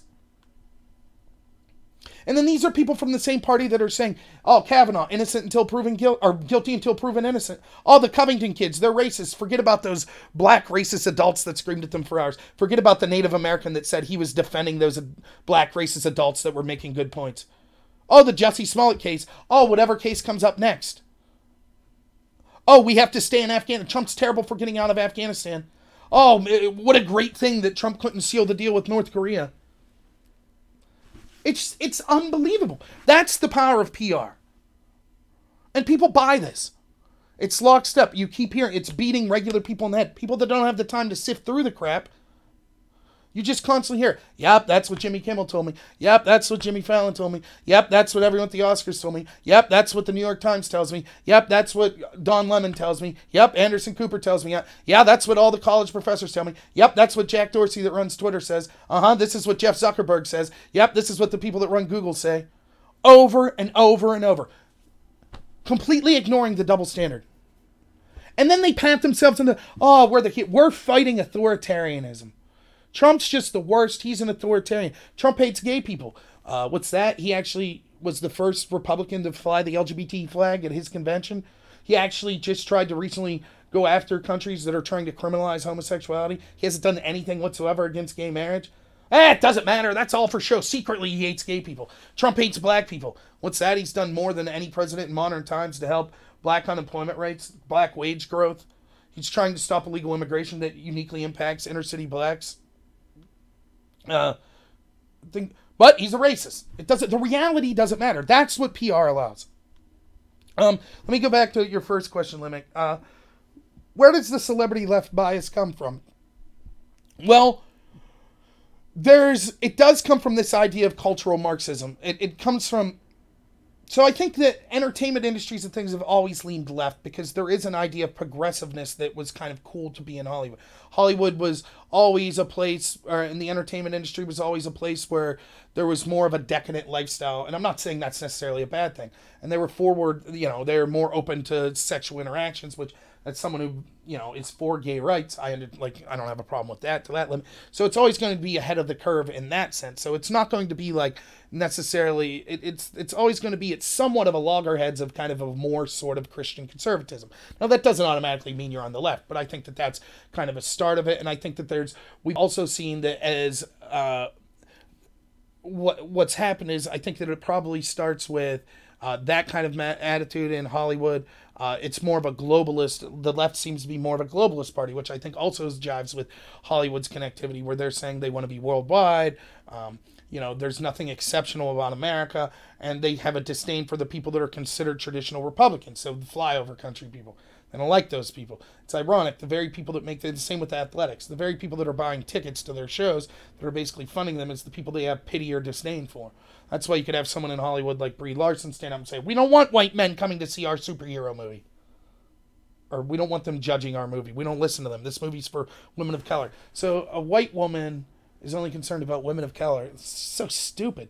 So that's where a lot of it comes from. And then you start to get, it kind of compiles upon itself. Then when you start to see, like, the media starts to go that way, and then you start to see academia goes that way. And so you're constantly pumping out people that are on the higher educated levels, and people that are then, as a result of that, are going to be making more money, that constantly have this ideology driven in their head. And we see that, I think a lot of people, and I hate to be stereotypical, but we see a lot of people in the celebrity world that they've never been challenged. You know, that's why you start to see, like, once you get to a certain level of fame, like, people seem to snap. Like, look at Tom Cruise, or, Michael Jackson, or, you've seen Johnny Depp now. And you see it's like, or child stars. That amount of fame and that amount of people just sucking up to you constantly, you start to get a big air about you. And so there's something that's just hip and cool about, I'm better than other people. And the Democratic Party, we need to have all this progressivism. And you notice these are the people that are, everything they preach, they're the worst at. So they're all for equality, diversity, but they live in gated communities with other ridiculously rich people. They're all for environmentalism, but they're using more of a carbon footprint than anyone else. They don't think guns are a good idea, but, they have armed guards traveling with them all the time, etc. It's every single issue. And it just shows this sort of hypocrisy. And it's because it was like a collective that started up like that. They've just compounded on themselves. They haven't been challenged. They've been celebrated for it more and more and more. And so that's what you're seeing. And I also think this is intentional by the establishment Democrat type people and globalist type people, that they actually reach out to people like that and want them to be part of their message. So you look at someone like Bono, who's around the world supposedly doing all these great works, who's a terrible hypocrite, who's been involved in all sorts of shadiness. But he gets to feel like this great person. He's smug. He feels so much better than the average person. So I think that's where a lot of that type of thing comes from. What values should the next presidential candidate have to win? Well, there's two questions there. There is what's necessary to win, and what would I like to see that would be best from the country. Yep, still on. To win, this is just my idea. By no means am I an expert. I think that, well, let's look at 2020. So it's going to be Trump. The question is, what type of values would a Democrat have that have the best shot to win? If the Democrats were smart, they would put forth someone who is basically I would say the best option now is Joe Biden of the people that are running. But you need someone who's focused on working class people. This would be the best thing the Democratic presidential candidate could do. We're not going to come out and bash Trump. We'll bash specific ideas that he's done. But hey, you in Wisconsin, you in Illinois, you in Ohio, you in rural Pennsylvania, all of you people that voted for Trump, we get it. We dropped the ball. We, under us, under Democratic plans, there were times where we kind of overlooked the plight of the working class, and we have better plans now. We're taking you seriously. Here's what we could do better than Trump to help you out, to help your wage growth, to help job creation, to help factories from outsourcing to other countries and things like that. That, to me, would be the best chance the Democrats have of winning. To be humble and to have humility and say, here's what Trump's done that's good. And there's plenty as a Democrat you could say that Trump's done's good. Prison reform. That's good. That's something that Democrats should theoretically applaud. That makes them look, you want to be, and I say this a lot, and this was how I was running my campaign as well. You're not just talking to the person you're talking to when you're talking in a public setting. I've heard people say this in different ways, but the way I look at it is there's 5 types of people. So let's say I'm having a debate right now, and I have, Bernie Sanders is on here, and I'm talking about to Bernie. Now, I might despise Bernie, which I don't have a huge amount of hatred for him. I think a lot of his policies are dangerous. But we're having a discussion or a debate or an argument. I'm not just talking with Bernie. I'm also talking with all of you people or anyone who could see this later. And so I have to remember there's 5 types of people that could be listening. There are people that extremely agree with me, and there are people that extremely disagree with me.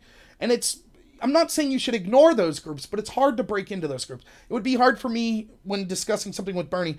The people that are really almost always on my side, what am I going to say to really... It'd be tough for me to get them to ignore me. And the people that are super on Bernie's side and hate me, it'll be tough to get them to agree with me. But the other 3 groups, are pliable. So you have people that sort of agree with me, people that sort of lean towards agreeing with Bernie, and then people that are either ignorant, not ignorant in a bad way, but just unaware of what we're discussing, or undecided. And so the best way to reach those groups is to be civil, which is why my ideals for my campaign were civility, liberty, responsibility.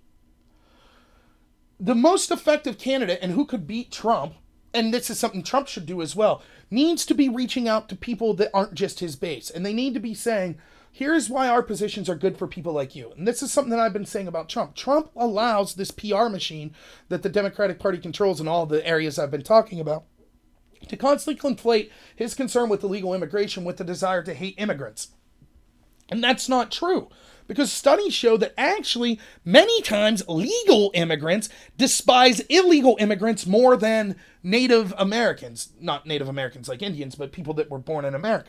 And that's because if you went through the legal immigration process and saw the hoops you had to jump through and how much time and energy, not only do you really value the United States because you went through all that to come here, but it took you a lot of time and energy. And when you see someone come through stomping on the American flag or holding the, Honduran flag or, just coming through and they're competing with you or your family for jobs now, that really upsets you because you know what it was like to do it the right way.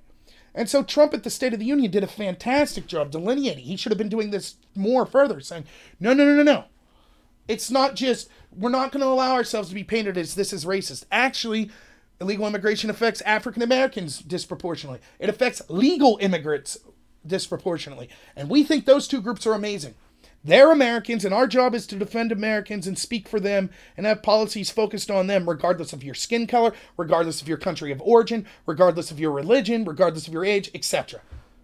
And that is something that I truly believe. Some of the best Americans I've ever met are legal immigrants. They are just as American as me. In fact, many of them embody the American spirit more than me. They're hard workers putting in 16, 18 hours of work a day. They did everything the right way. They are as American as me, period. And so the left should put someone forth that does the same thing, that's willing to say, let me speak to the people that are, that are traditional Trump supporters or people that are on the fence about being Trump supporters or people in the middle. We are the party that we think are looking out for your interests as well. We're not just looking at group characteristics. And if you're in our group, we defend you. And if you're not in our group, screw off. That's not what we're trying to be. And there are Democrats that do that. I think Tulsi Gabbard is a Democrat that I like that's more on that train, though she insisted that Hindu be included on this bigotry resolution, which was nonsense. So that's the type of thing that I think the characteristics that you would need. Someone who's genuine, I don't think attacking Trump's going to do it for the Democrats. I think they need specific policies. I think healthcare is somewhere they could focus. I'm not for Medicare for all, but that could be popular in certain other potential solutions because healthcare is a disaster. And here's another thing. Like I wrote about this during the conventions, the Republican and Democratic conventions, where the media stories were the Republican convention was dark. It was a dark vision of the country. But Hillary's Democrat convention, it was light. And it was truly a ray of light and sunshine. But how? Both were talking about what they see as perceived problems in the country. That's the nature of politics. You're never going to win standing up and being like, hey, my name's Rob Noer. I'm presidential candidate for the Republican Party. Yeah, I think the country's perfect. I don't have any idea how to make things better. Okay, that's all I have to say. Yeah, that's a loss. You're going to have to say this is something we could get better at. And yes, you could arbitrarily say that's dark. So what's darker? For example, Trump, when he would say, hey, we have a problem with illegal immigration, we have millions that are here, that's considered dark. But when the Democrats said cops are racist and shooting unarmed black people because they're evil racists, that wasn't dark. That was a ray of light and hope. Well, how is that true? That's just, it just depends on where you fall on those issues, whether or not you think they're credible or not. But it's not as if one side's only having, ray of sunshine, gleeful messages, and the other side's having this dark message. Not at all. So, yeah, you're going to have to, as a Democrat, instead of just attacking Trump and saying he's terrible, I think people are tired of it. And I think it's going to get even worse for the Democrats if Mueller doesn't come up with the goods. So what are they going to do? We saw what happened with the Republicans when they impeached Clinton, which I thought was erroneous. They lost big. I wouldn't be surprised to see that happen to the Democrats. To me, the Democrat strategy is find the issues. Wage growth still isn't that great. We still have problems with health care. We still have problems with veterans care. We still, we have problems with foreign policy in countries around, Those type of things are real issues. Now, do I think Trump's uniquely causing those problems? No. Trump's deficit spent a ton, You could reach people on the right with that message if you're a Democrat. Infrastructure. What has Trump really got done on it? So they focus on the issues, and I think the Democrats would do a lot better. I honestly think, because sadly there is a cult of personality, that the best possible candidate to beat Trump would be Michelle Obama. She's a fantastic speaker. She has a lot of things going for her demographically. Her husband is seen as a huge hero on the left. It would drive out the base a lot. I don't know how much Michelle would reach into other groups, would get independents or people that are leaning towards Trump. But I think that the base would come out so powerfully for her that it might be able to overwhelm anything Trump can do. So Nate said about Bernie. Yeah, I mean, that Bernie has the same type of populism that motivated people to vote for Trump. But I think Bernie's lost a lot of it in several ways. One is he sold out because he... yeah, I know I should work for the Democrats. I say that all the time. And then, people... I won't say his name, Nate, but my old debate partner, he should work for the Republicans because he's so Democrat. He would be able to articulate with them how they should go, reach out to other Republicans. Bernie, I feel, sold out. One, because he let the Democrats get away with what he did. Second, because you start to find out more about him, and he doesn't practice what he preaches a lot, which I think's... no, the deficit's at an all-time high. Our deficit, Trump is trying these trade deals, but the deficit keeps getting worse and worse. Anyways, back to Bernie. So there, I don't think he practices what he preaches. Here's another thing I think Bernie has a problem with. He is getting older, which to me that's not an issue, but a lot, there are people that'll be an issue with. The field's more crowded with people like him now. So you have people that are trying to steal his thunder. Not as good as him at doing it, but you do have the people like the Kamala Harris's or Elizabeth Warren's.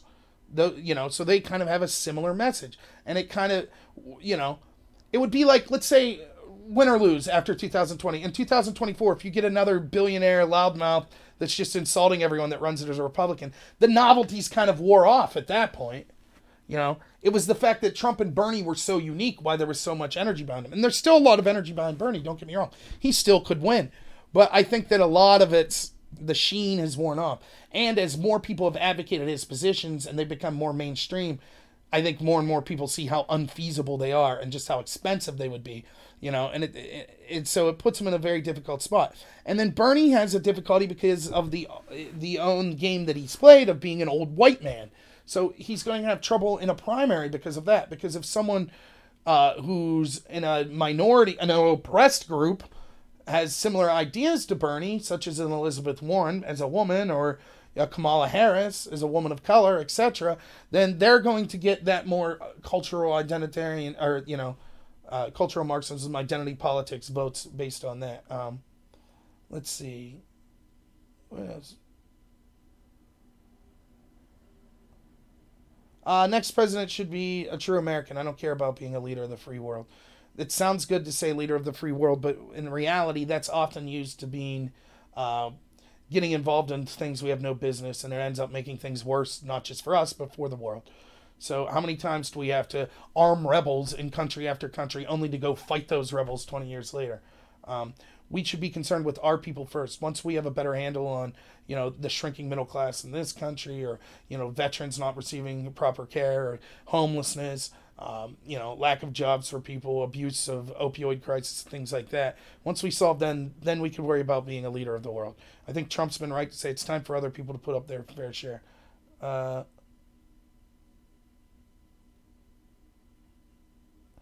Omar, I talked about, Jesse, and I have a separate video on it, so I won't go after that. The R. Kelly case, I don't know much about it, but I will liken that to the Michael Jackson case, in that there seems to be a tendency, I don't know if it's a result of the Me Too movement or what it is, but to just jump on and assume people are guilty now. Some of the, I think each case is individual, and you have to look at it in an individual light, but we should always give the presumption of innocence. So, you go all the way to the top of, Harvey Weinstein, Bill Cosby. Bill Cosby was found guilty. Seemed like he was probably guilty. He seemed to be a fair trial. He's found guilty. Okay, he's guilty. Harvey Weinstein, it's probably guilty. But there, he should be afforded the presumption that I wouldn't, want him around anyone in my family, Now, with R. Kelly, I don't know. I don't know the specifics of the case enough to comment on it. Do I think that he was probably sleeping with, 16-year-old girls? Probably. Was it consensual? Is that technically illegal? I don't know. It's creepy. It's weird. It's not the first time. I mean, there were allegations that Rick James, basically kept some woman as a sexual slave for 2-3 months and she escaped. Nothing was ever done with that. Michael Jackson, everyone's just like, oh, this documentary, the guy's guilty. I don't know. There's this guy I listen to, Razor Fist. Check him out. I think, is it Razor? He calls himself the Rageaholic too, but I think Razor Fist is his channel name. Check it out. He's got 2 videos on Michael Jackson, and the most recent one is a direct response to this Finding Neverland documentary, and he has some good information about why these 2 people that the documentary focuses on may be making stuff up. I don't know. It's a really, I don't know. It's a tough situation. So I default to the presumption of innocence, but I don't, I know it's a trendy thing to talk about, but I just don't know enough about the specific case to have an opinion. There was a pool on ice done in El Paso. Yeah, he got you there.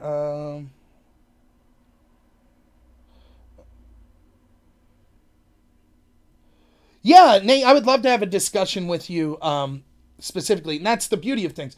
Here's the other, I say this, and I'm sure everyone that's watching this one, don't ever just take my word on something, particularly if it's an opinion. Saying someone sell out is by definition an opinion. So yeah, by all means, make up your own mind. That's just my opinion on it. I mean, the reason I feel Bernie sold out was because he allowed the Democrats to run roughshod over him. He had a chance to stand up and say, what happened to me was terrible. The people that voted for me and that donated to me were disenfranchised. I never had a shot from the get-go because the Democrats skewed the primary to be such against me. He should have spoke out about that. But instead, he just was like, Trump's the devil. Trump's evil. Trump's a racist. And Bernie's done tons of stuff. I could get into the minutia of Bernie. Here's some anti-Bernie stuff for you. So, way back in the day, Gabby Gifford gets shot by someone who, I don't remember specifically what the person who shot her's political ideology was. I believe he might have just been criminally insane. So I don't know if it was political, but Bernie and a bunch of Democrats jumped on Sarah Palin because Sarah Palin had put out kind of flyers about the need to win certain districts, and she had this specific district that Gifford was in a crosshair. And so the Democrats' talking point was, you see how horrible Sarah Palin and the Republicans are? They threatened to attack this place, and then one of their supporters went out and shot Gabby Gifford. So that was the narrative. In fact, if you give me a second, because it's worth getting the very specific here. If I could pull this up, I'll pull up exactly what Bernie said. Take me a minute. But here's the gist.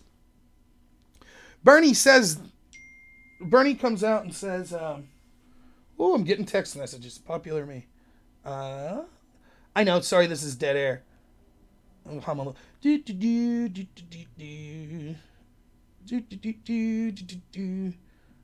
my goodness. There we go. Okay. Taking a little while to load here. But, okay. See, I have, sometimes I feel like Alex Jones, which, by the way, if you haven't watched the Alex Jones, Joe Rogan 4.5 marathon, I'm 2 hours in. It's one of the funniest things I've ever seen. Absolutely epic. It's worth checking out. But one of the problems with Alex is he remembers all these stories because all he's doing is reading the news, reading conspiracy theories over and over and over. And whatever you think of him, his mind's just jumbled. He's blah, blah, blah, blah, blah. He's throwing things out so fast. It's like he loses sight of where he was and he forgets specific things. So here's what Bernie says about Gifford being shot. Congressman Gifford's publicly I don't do a good. Publicly expressed concerns when Sarah Palin on her website placed her district in the crosshairs of a rifle and identified her by name below the image as an encouragement of Palin supporters to eliminate her from Congress. In light of all this violence, both actual and threatened, is Arizona a state in which people who are not Republicans are able to participate freely and fully in the democratic process? Have right-wing reactionaries, through threats and acts of violence, intimidated people with different points of view from expressing their political positions? Now, you know where Bernie said that? That was on a fundraiser that he set out. Pretty cool guy there, huh? Fundraising off someone getting shot. Oh, it turned out that that person wasn't a Sarah Palin supporter or whatever. But that's what he said. Basically, he said Sarah Palin had this was political. Is it even safe to not be right-wing in Arizona anymore? What a terrible thing. We need to call out right-wing violence. Sends out a mailer on that. Now, let's fast forward. What's Bernie say when one of his supporters shoots up a bunch of Republican congressmen on a ball field? Let's see what he had to say. Surely he's going to just call out left-wing violence, because when Gabbard got shot, it was incumbent on Republicans to call out Republican and right-wing violence. That's what he said in his fundraiser. Let's see what Bernie says when his supporter, not just a random Democrat, but someone who supported him, goes out and shoots Steve Scalise and a bunch of Republicans on a ball field. He says, "I've just been informed that the alleged shooter at the Republican baseball practice is someone who apparently volunteered in my presidential campaign," the Vermont Independent said in brief remarks. "I am sickened by this despicable act. Let me be as clear as I could be. Violence of any kind is unacceptable in our society. I condemn this action in the strongest possible terms. Real change can only come about through nonviolent actions, and anything else runs counter to our most deeply held American values." Well, geez, Bernie, quite a big change there. When it was a Democrat getting shot, then it was Republican violence was the problem. When it's a Republican getting shot by one of your supporters, it's we have to condemn all violence. And this went on and on all throughout the Democratic Party. This is constantly what they do. When Omar says something that's supposedly anti-Semitic, I'm not really going to get into whether it was or not, they condemn all forms of bigotry. When a Republican like Steve King says something that's bigoted, then they just they clamor to just condemn Republican bigotry. And Bernie's no better.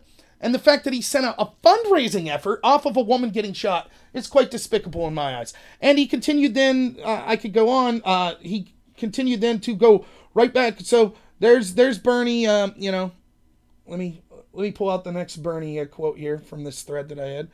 So he continued. So, okay, Bernie says, Republicans do violence, only condemn Republican violence. Then he says, my supporter does violence, we condemn all violence. So maybe he just had a change of heart, right? So that's how he's going to be from now on. Okay, fair enough. Let's go here.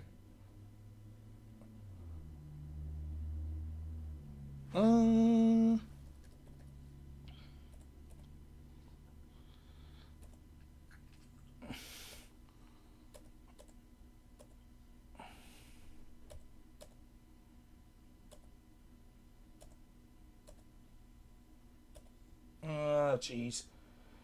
It's hard to find a lot of this stuff. I've written so much. But the point is, Bernie then... Okay. Oh, I think I found it.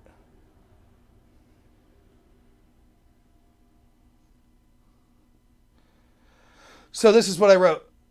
Remember, Bernie thought it was incumbent for everyone to blame the right wing when Gifford got shot. Then he chose not just to blame the left when Scalise got shot. Well, Bernie's back to thinking Trump's horrible for blaming both sides. Remember when Trump said both sides were violent in Charlottesville?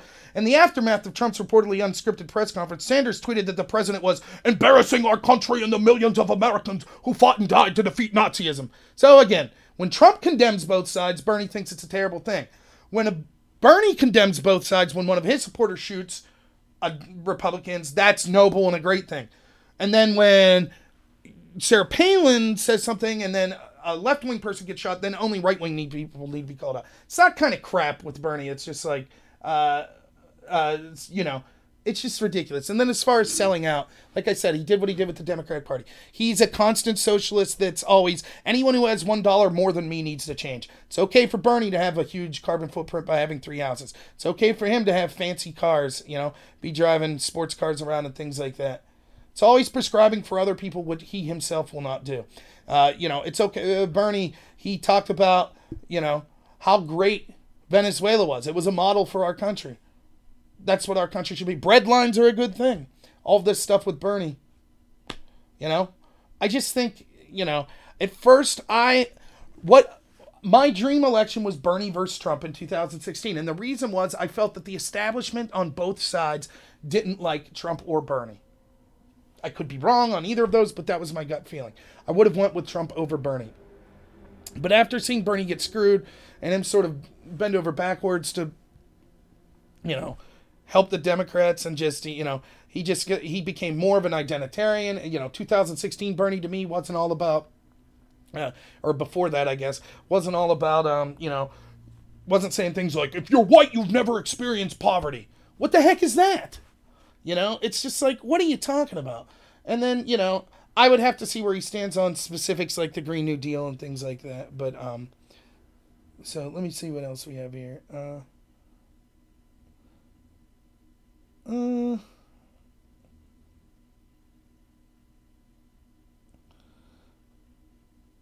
Yeah, I mean, and here's the thing. I don't know that Bernie will get a fair, out of the people that are there, if I had to, let's say I'm conceding Trump would lose. So who would I want to see that's a president that's running as a Democrat? Definitely Tulsi Gabbard would be my first choice. Bernie maybe second. Maybe Biden.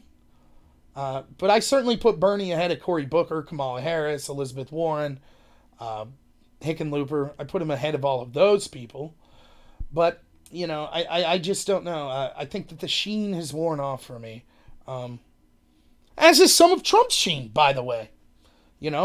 Has he drained the swamp as promised? No, granted, the deck is heavily stacked against him. But, he put crappy people around him. John Bolton, You're someone who's got feelings, I want to pull out of Afghanistan. Why are we having wars in Syria? And John Bolton's the guy you bring in? This big neocon hawk? Oh, Klobuchar. Though, Klobuchar might be fun just if she's going to be throwing shoes and staplers at people. Tip my cap to that. Is that even a negative? Maybe, Is that, okay, violence is bad, but, one of the things about Trump, he'll tell people, he'll be harsh on his staff if they're wrong. He'll tell them they're fired. And so Klobuchar does it by throwing a shoe at someone's head, I don't know. But, don't get me wrong. Everybody sounds better the less you know about them almost. That's kind of the irony and sadness of our political situation. Because it turns out you make all these grandiose claims of things you're going to do and then you can't come through on them. So, Trump's the master negotiator. The omnibus budget bill that he signed? Crap. One of the worst negotiations. He signed a bill that was worse than the Democrats' initial offer. But we're supposed to be like, this guy's a master negotiator.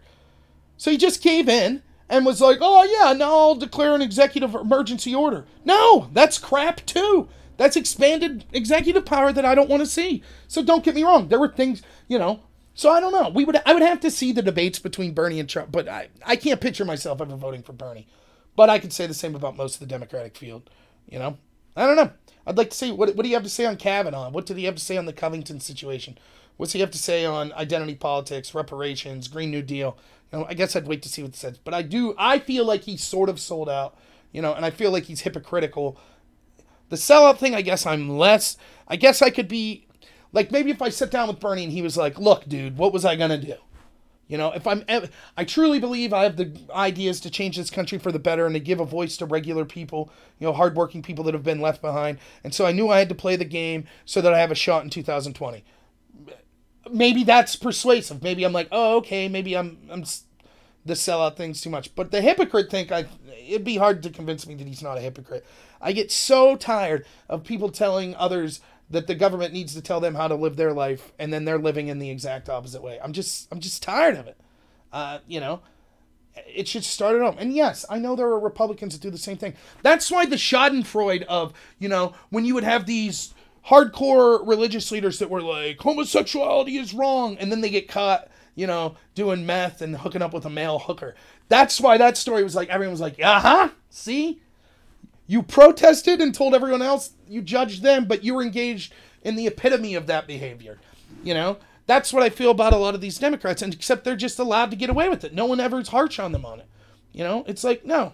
Yeah, and the yearbook stuff, I don't like Northam. I defended him on that. That's, again, that I try to be consistent.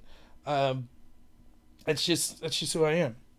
Nate, here's something, and again, there's not proof of this. This is an allegation, but I know you've talked before about the Justice Democrats.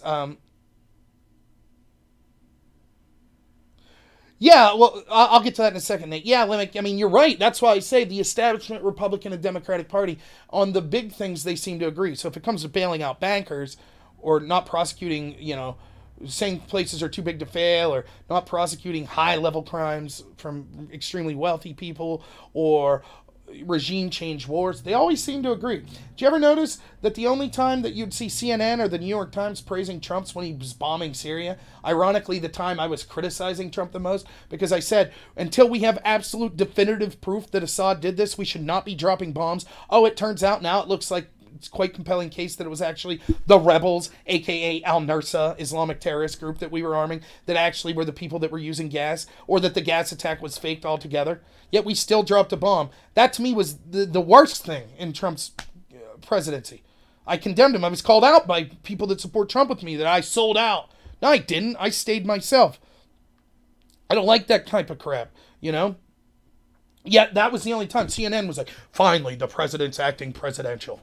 New York Times, right? Yes, this is the right thing to do. And then as soon as he's like, oh, we should pull out of Syria, we should pull out of Afghanistan. Now you got, Fox News, the people that are normally supporting him, a lot of them. What is the president doing? We can't just leave. Funny, I used to say it all the time. Anytime you can turn on Fox and CNN and they agree on something, that's something you should be worried about, So yeah, it is true. The question is,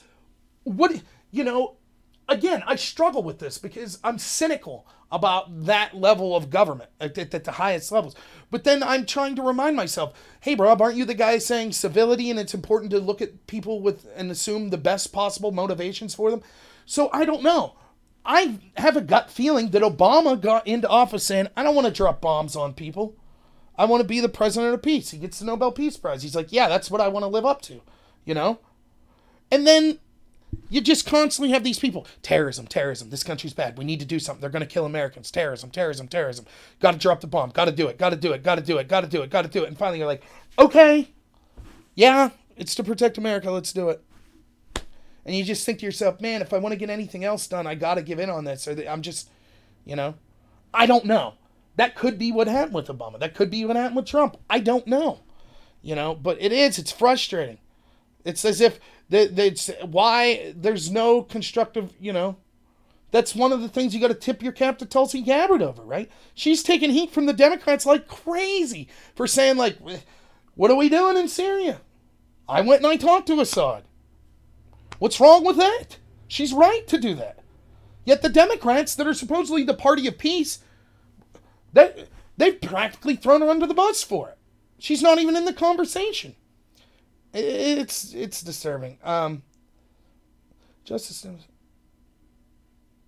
Yeah. Well, the Justice Dems are right. You're right, Nate. And it's worse than that. It is the identity politic people, but it's worse than that.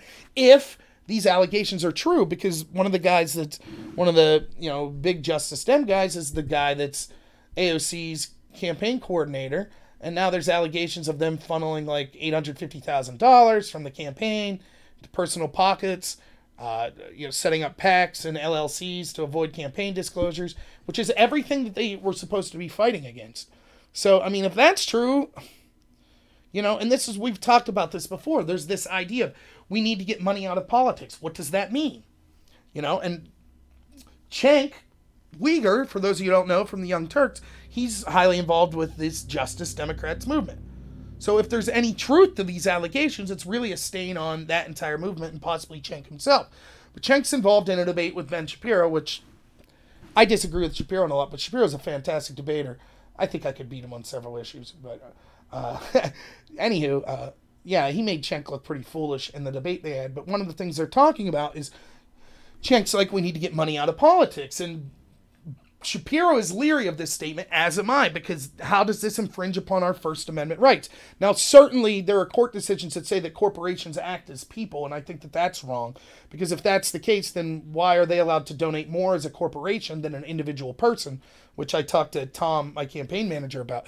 I will have to claim ignorance, though, on knowing exactly what the law is before I can say we should overturn this law or that. I need to really look into Citizens United, exactly what it says, because I don't want to make a judgment just based on other people I hear. I like, when I'm talking about overruling a court decision, I actually like to read the decision. So that is something that I'll be looking to do in the future.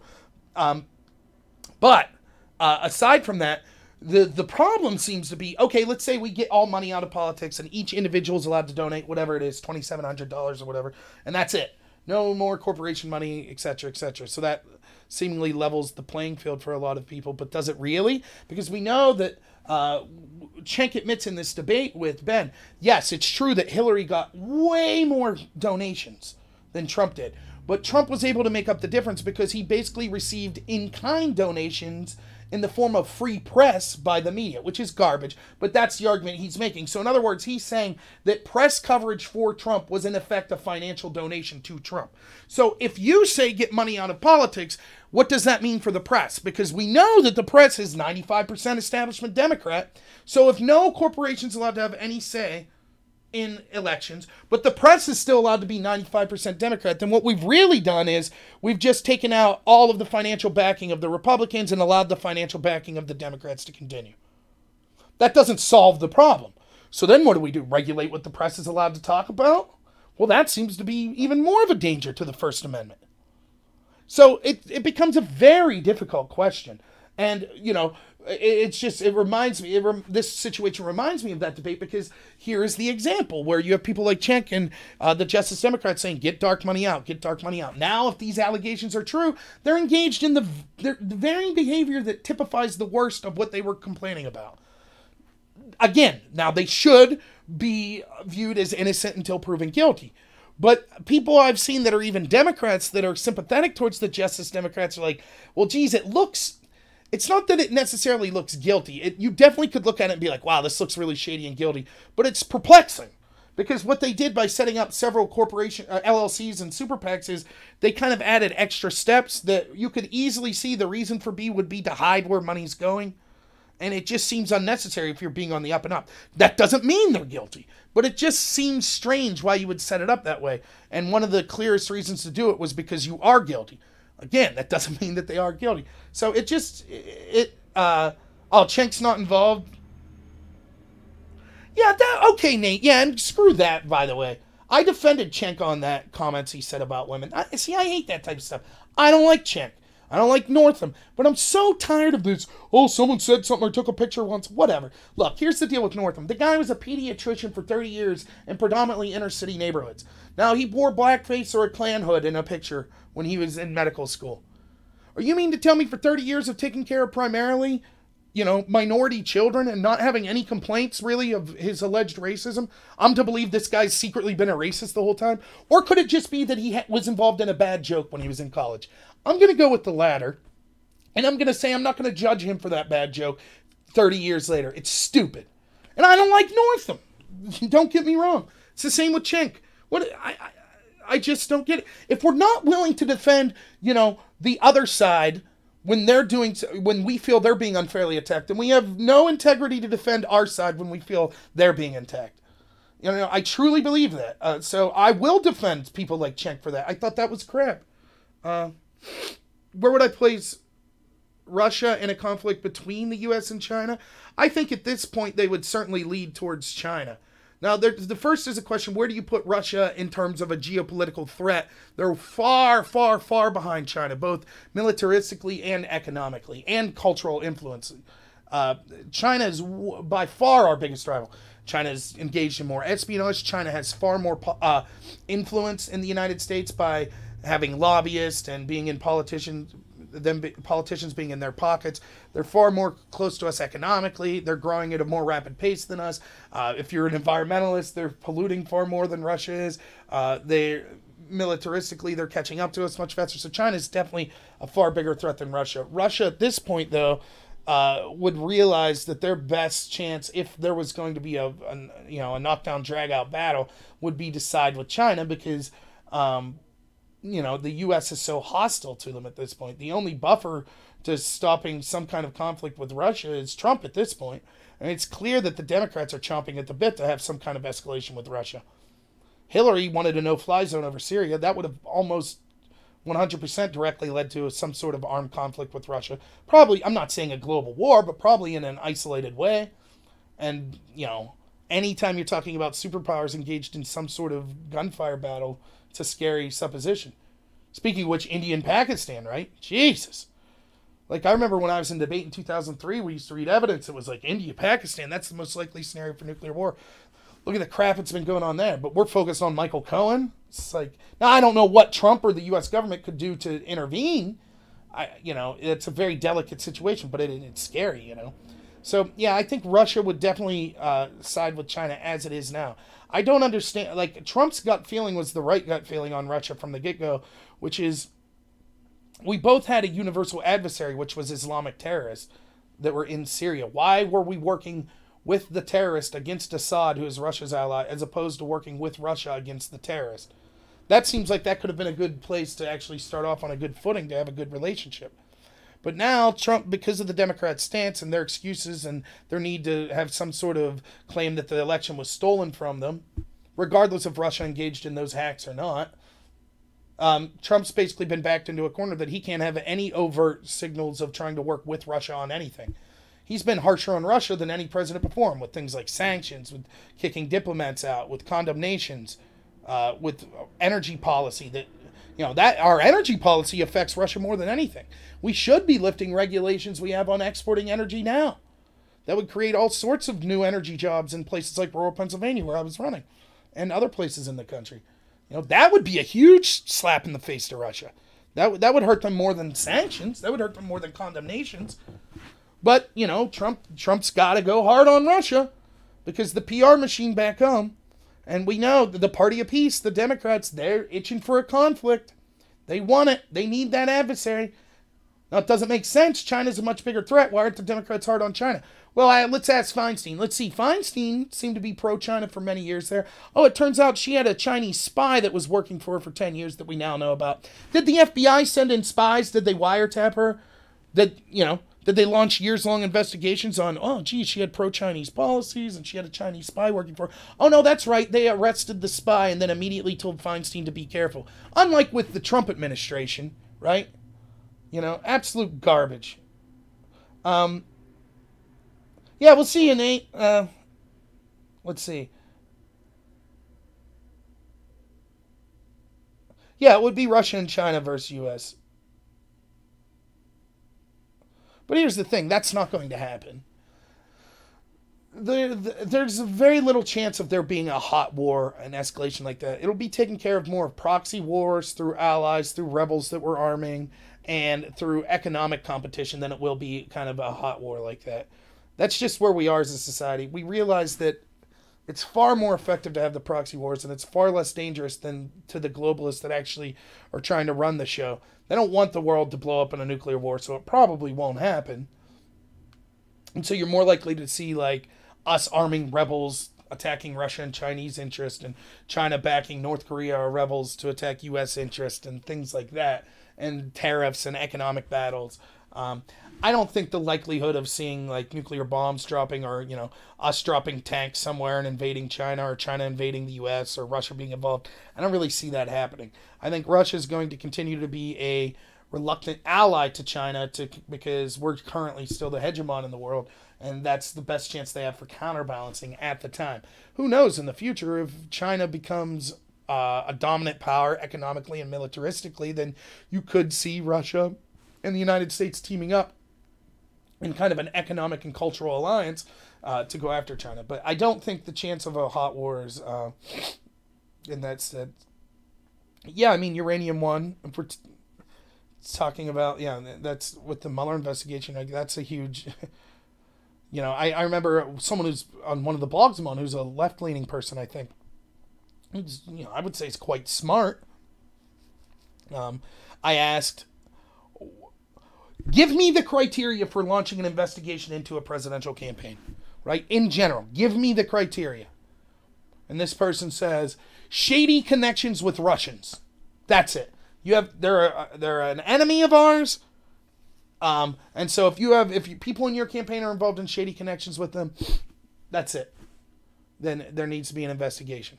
And it's like, okay, well, Tony Podesta that's connected to Hillary has all sorts of shady connections with Deripaska, some of the very same Russians that Paul Manafort had connections with. In addition, we had Uranium One, where Bill Clinton personally met with Vladimir Putin, got half $500,000 from a Russian-owned bank, and then the State Department that Hillary's in charge of, even though she stepped back, ended up voting to allow the sale of all this uranium. And there's plenty more connections from people involved in the Hillary campaign to Russia.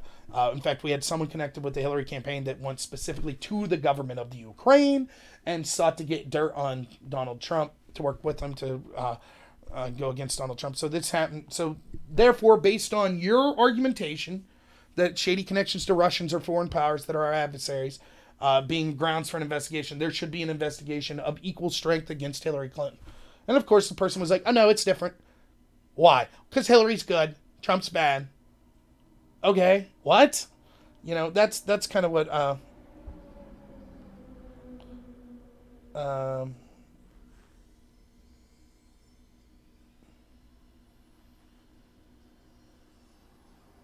Yeah, I mean, you're right.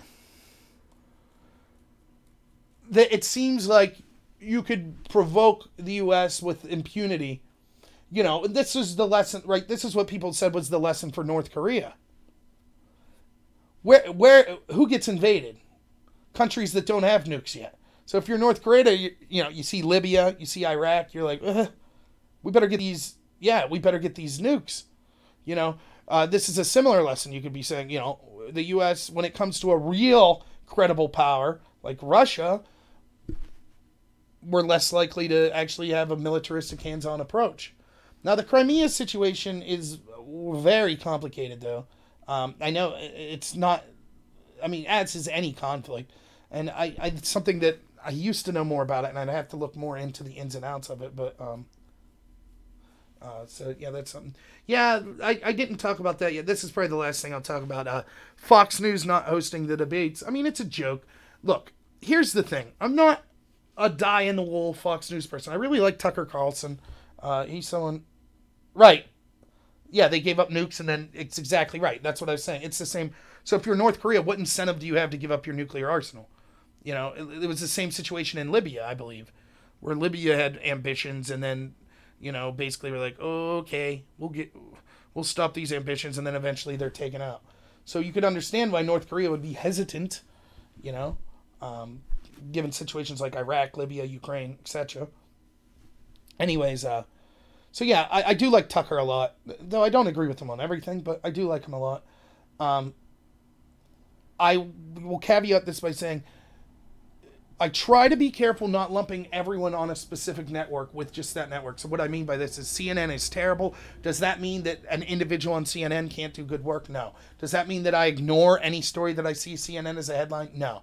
Most of the time what you see happening, not all of the time, but most of the time, is the story is accurate and the way it's interpreted is what's garbage and bias. So the story might be accurate that, you know, CNN would say wage growth's up 2% this quarter, but this is, you know, this is terrible for Trump, or it's not because of Trump, or, you know, it's blah, blah, blah. You know what I mean? So it's not, some people just say, oh, it's from CNN, so I don't believe the 2% number. Well, no, that's not the way you should look at it. You should always try to check multiple sources, things like that. I get it. So there could be good and bad people at all these outlets. Overall, in general, on both sides, I think the mainstream media sucks. I'm with you, Jesse. I try to go online, and I try to use, you know, I go to sites like, I like going to Zero Hedge. I go to Drudge Report.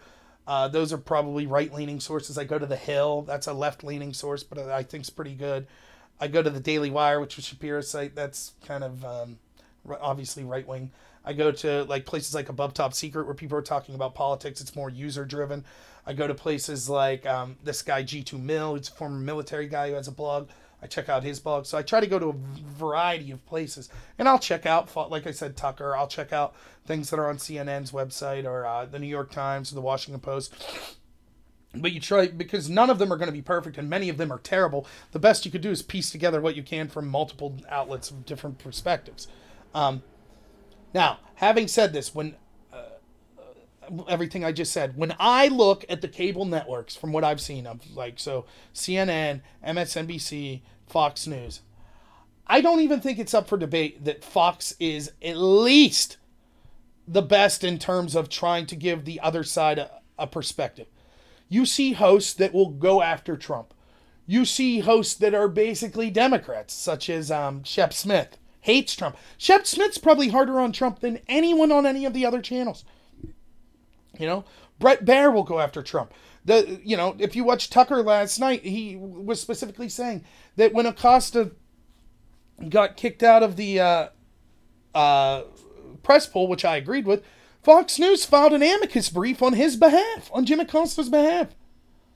You know, so Fox at least, you know, they'll bring on, even Tucker, he'll bring on real Democrats. The guy Tucker had on last night, if you check out his show last night, there was a Democrat that they had on that was talking about AOC, who was one of the operatives for Barack Obama, who was very reasonable. There's this Democrat that Tucker always has on. And I actually think he does better than anyone I see debating Tucker because he seems very reasonable. His name's Julian, maybe Epstein, Julian something, I think.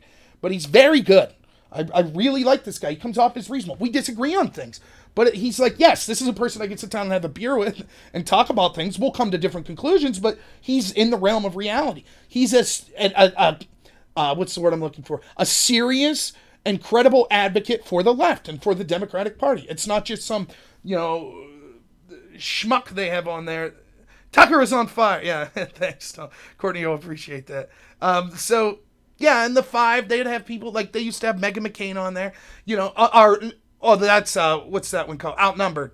They used to have Meghan McCain. She's not a big Trump fan. The 5 always has at least one. They'll have Geraldo or they'll have Juan Williams. And granted, they're outnumbered. It's definitely coming from a conservative point of view. But they despise Trump. They're pro-Democrat. And then you see like CNN and their panels are 12 people. And you'll get one person that likes Trump that the other 11 are just screaming at. And it's crazy. So I feel, and again, I'm biased as a conservative, but I feel that I can at least say this. Fox is no worse, I will say. I happen to think it's a little better. I still think they're bad, don't get me wrong. In general, there are specific people on there I like, but they're bad in terms of they're biased. And that's okay. It's okay to be biased if you're a pundit. I find their news coverage, their straight news people like Brett Baer to be quite fair. Or Brit Hume oftentimes to be quite fair.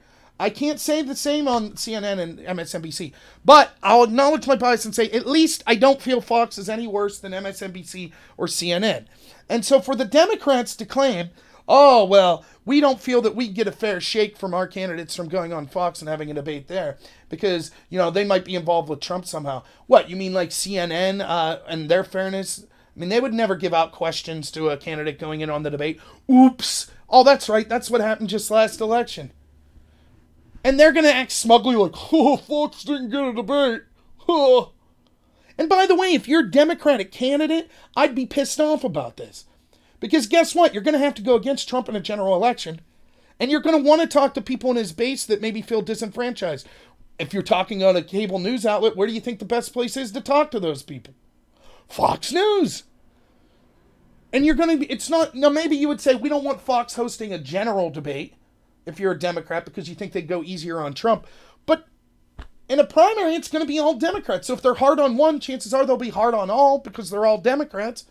And that's still a chance to reach out to a less traditional Democrat audience, which I think is important. Yes, Tom's saying the same thing here. Exactly. Let's be honest. The average Fox viewer is going to vote Trump, probably. The average Democrat viewer or the average MSNBC viewer is probably going to vote whoever the Democrats pick. But there is a portion. Trump wants to get on MSNBC to reach that portion that maybe of those viewers that could say, I would consider voting for Trump under the right circumstances. And the same is true of the Democrat. They want to get on Fox News. There's a lot of people that watch Fox that are never Trumpers, that are conservatives that don't like Trump. You could reach some of those people if you're a Democrat. So why censor yourself? You should want to, and I saw Tucker had on his show last night, I forget the specific names, but there were several Democrats who basically said, I think Kamala Harris was one of them that said, got interviewed by Fox and was like, I'm here because I want my message to reach as many people as possible. Yes, absolutely the right answer. She's absolutely right to say that. That's exactly what you should be doing if you're a candidate. I know, I just ran for office. I was willing to talk to anyone, even those that dislike me, because it's hard to get your voice out to as many people as possible. And so the Democrats should be chomping at the bit. They should say, yes, we want to do a debate there. We want to do a debate on all the major networks. that seems very reasonable. You know, maybe the solution is saying, well, I don't know why they don't do this anyways. Let's do a debate that's aired simultaneously on CNN and Fox, and we have two moderators, Anderson Cooper and Brett Baer. One from CNN, one from Fox. Maybe that's a possible solution. And both networks air it simultaneously. I don't know, but it just seems, to me, it seems like, cutting off your nose to spite your face if you're the Democrats. I don't get it. I mean, the big criticism against you is like you're in a bubble right now, and so why wouldn't you, well, maybe that's it. Maybe they're afraid that if they have some real person asking questions, that they'll all come off looking bad. But, if I was a Democratic candidate, I would say, no, I know what I'm talking about. I want real questions. Make the other guy look bad. I'll look good, because I know what I'm talking about. So very odd. It's just childish, And look, there's this chicken or egg argument. Who started the childishness? Trump or, the Democrats? I don't know. Is it even worth... our biases are all going to influence what we think about that. But the point is, someone needs to step up and stop it. And so, and I think Tom would share this view as well, and that's with Courtney, the three of us that worked on my campaign. Our idea was, we'll be the change we want to see, because until someone steps up and says, no, we're going to stop with this, we're going to try to be civil, we're going to try to talk to people that disagree with us, as long as everyone keeps saying, well, we're going to do it because the other side does it, then nothing will ever change. So, I feel that if you're a Democrat, you should be saying, yeah, I want to change that, and I want the Democrats to change that. And as someone who's a Republican, I'm saying I want to change that for myself, and I want my party to change that as well. So that's where I'm at with it. And I think that this was kind of a dumb move. Yeah, I know what they claim, but I mean, for God's sakes, for example, CNN flipped out because they had someone that was on, what's his name? The former Attorney General. Why can't I think of his name? He's worthless. That he had to recuse himself from the Russia campaign. Why can't I think of his name? Anyways, someone that worked on that guy's Jeff Sessions. He's now out in the street with a mask fighting recreational marijuana, by the way. But anyways, someone from his staff, I think, ended up getting hired by CNN to do election coverage, and they flipped out. Meanwhile, ABC has George Stephanopoulos, who ran Bill Clinton's campaign. No one bats an eyelash, So it's just stupid. I mean, that's the truth of it. These networks hire people that are connected. They do talk to politicians a lot. Both sides do it.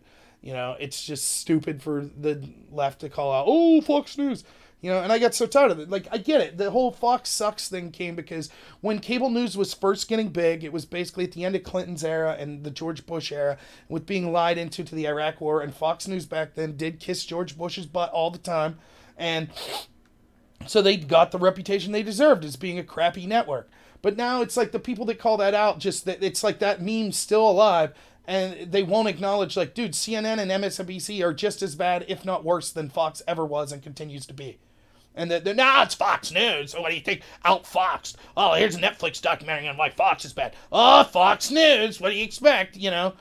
Like CNN or the New York Times or the Washington Post or MSNBC or ABC. They're all not just equally as crap, except on the other side. We just have to look at the one network that's, Republicans say, that's the problem. It's just that network, Yeah, I mean, that's one thing about Tucker. And Tucker will go after Trump.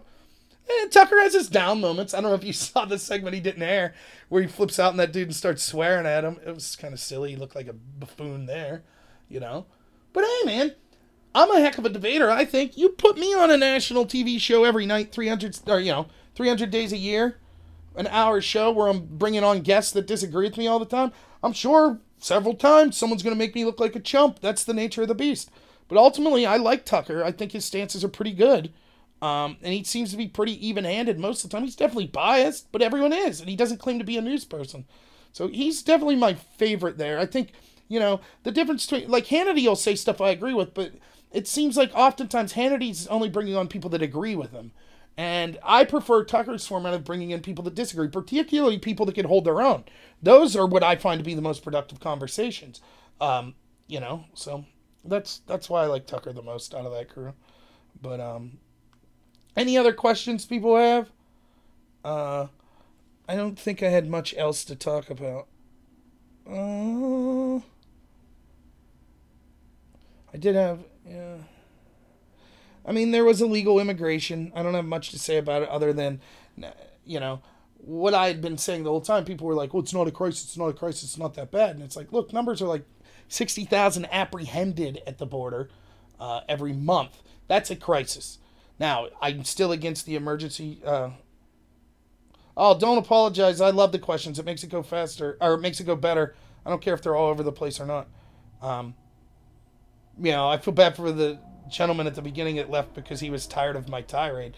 It would have been nice if he told me what was wrong about it, and then we could have had a discussion about it. But, that's how it goes. But, yeah, I love answering questions, particularly if people disagree with me, which is why I thank Nate as well for disagreeing with me about Bernie. But, yeah, just real quick on illegal immigration. Now the numbers are at the highest they've been per month since 2004, I believe.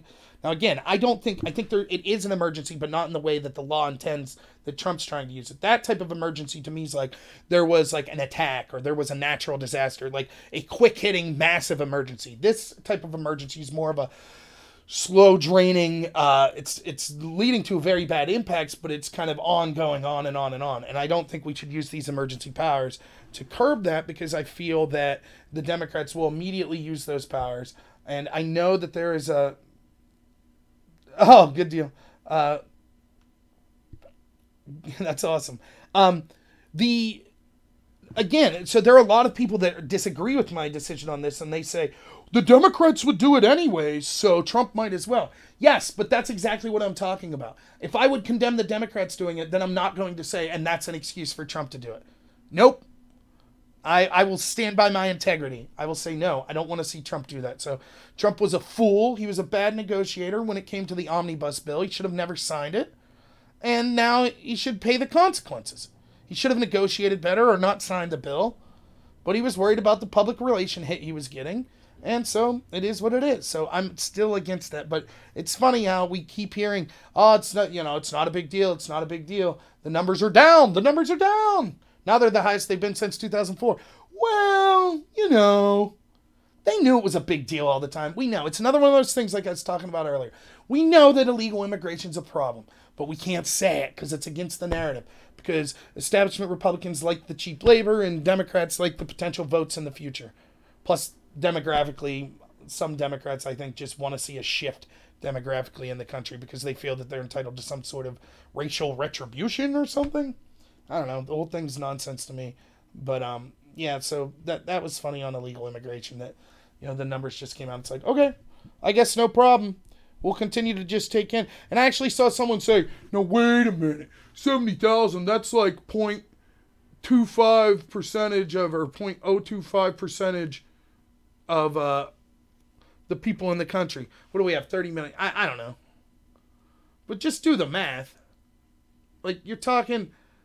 70,000, it's like you're approaching almost a million a year.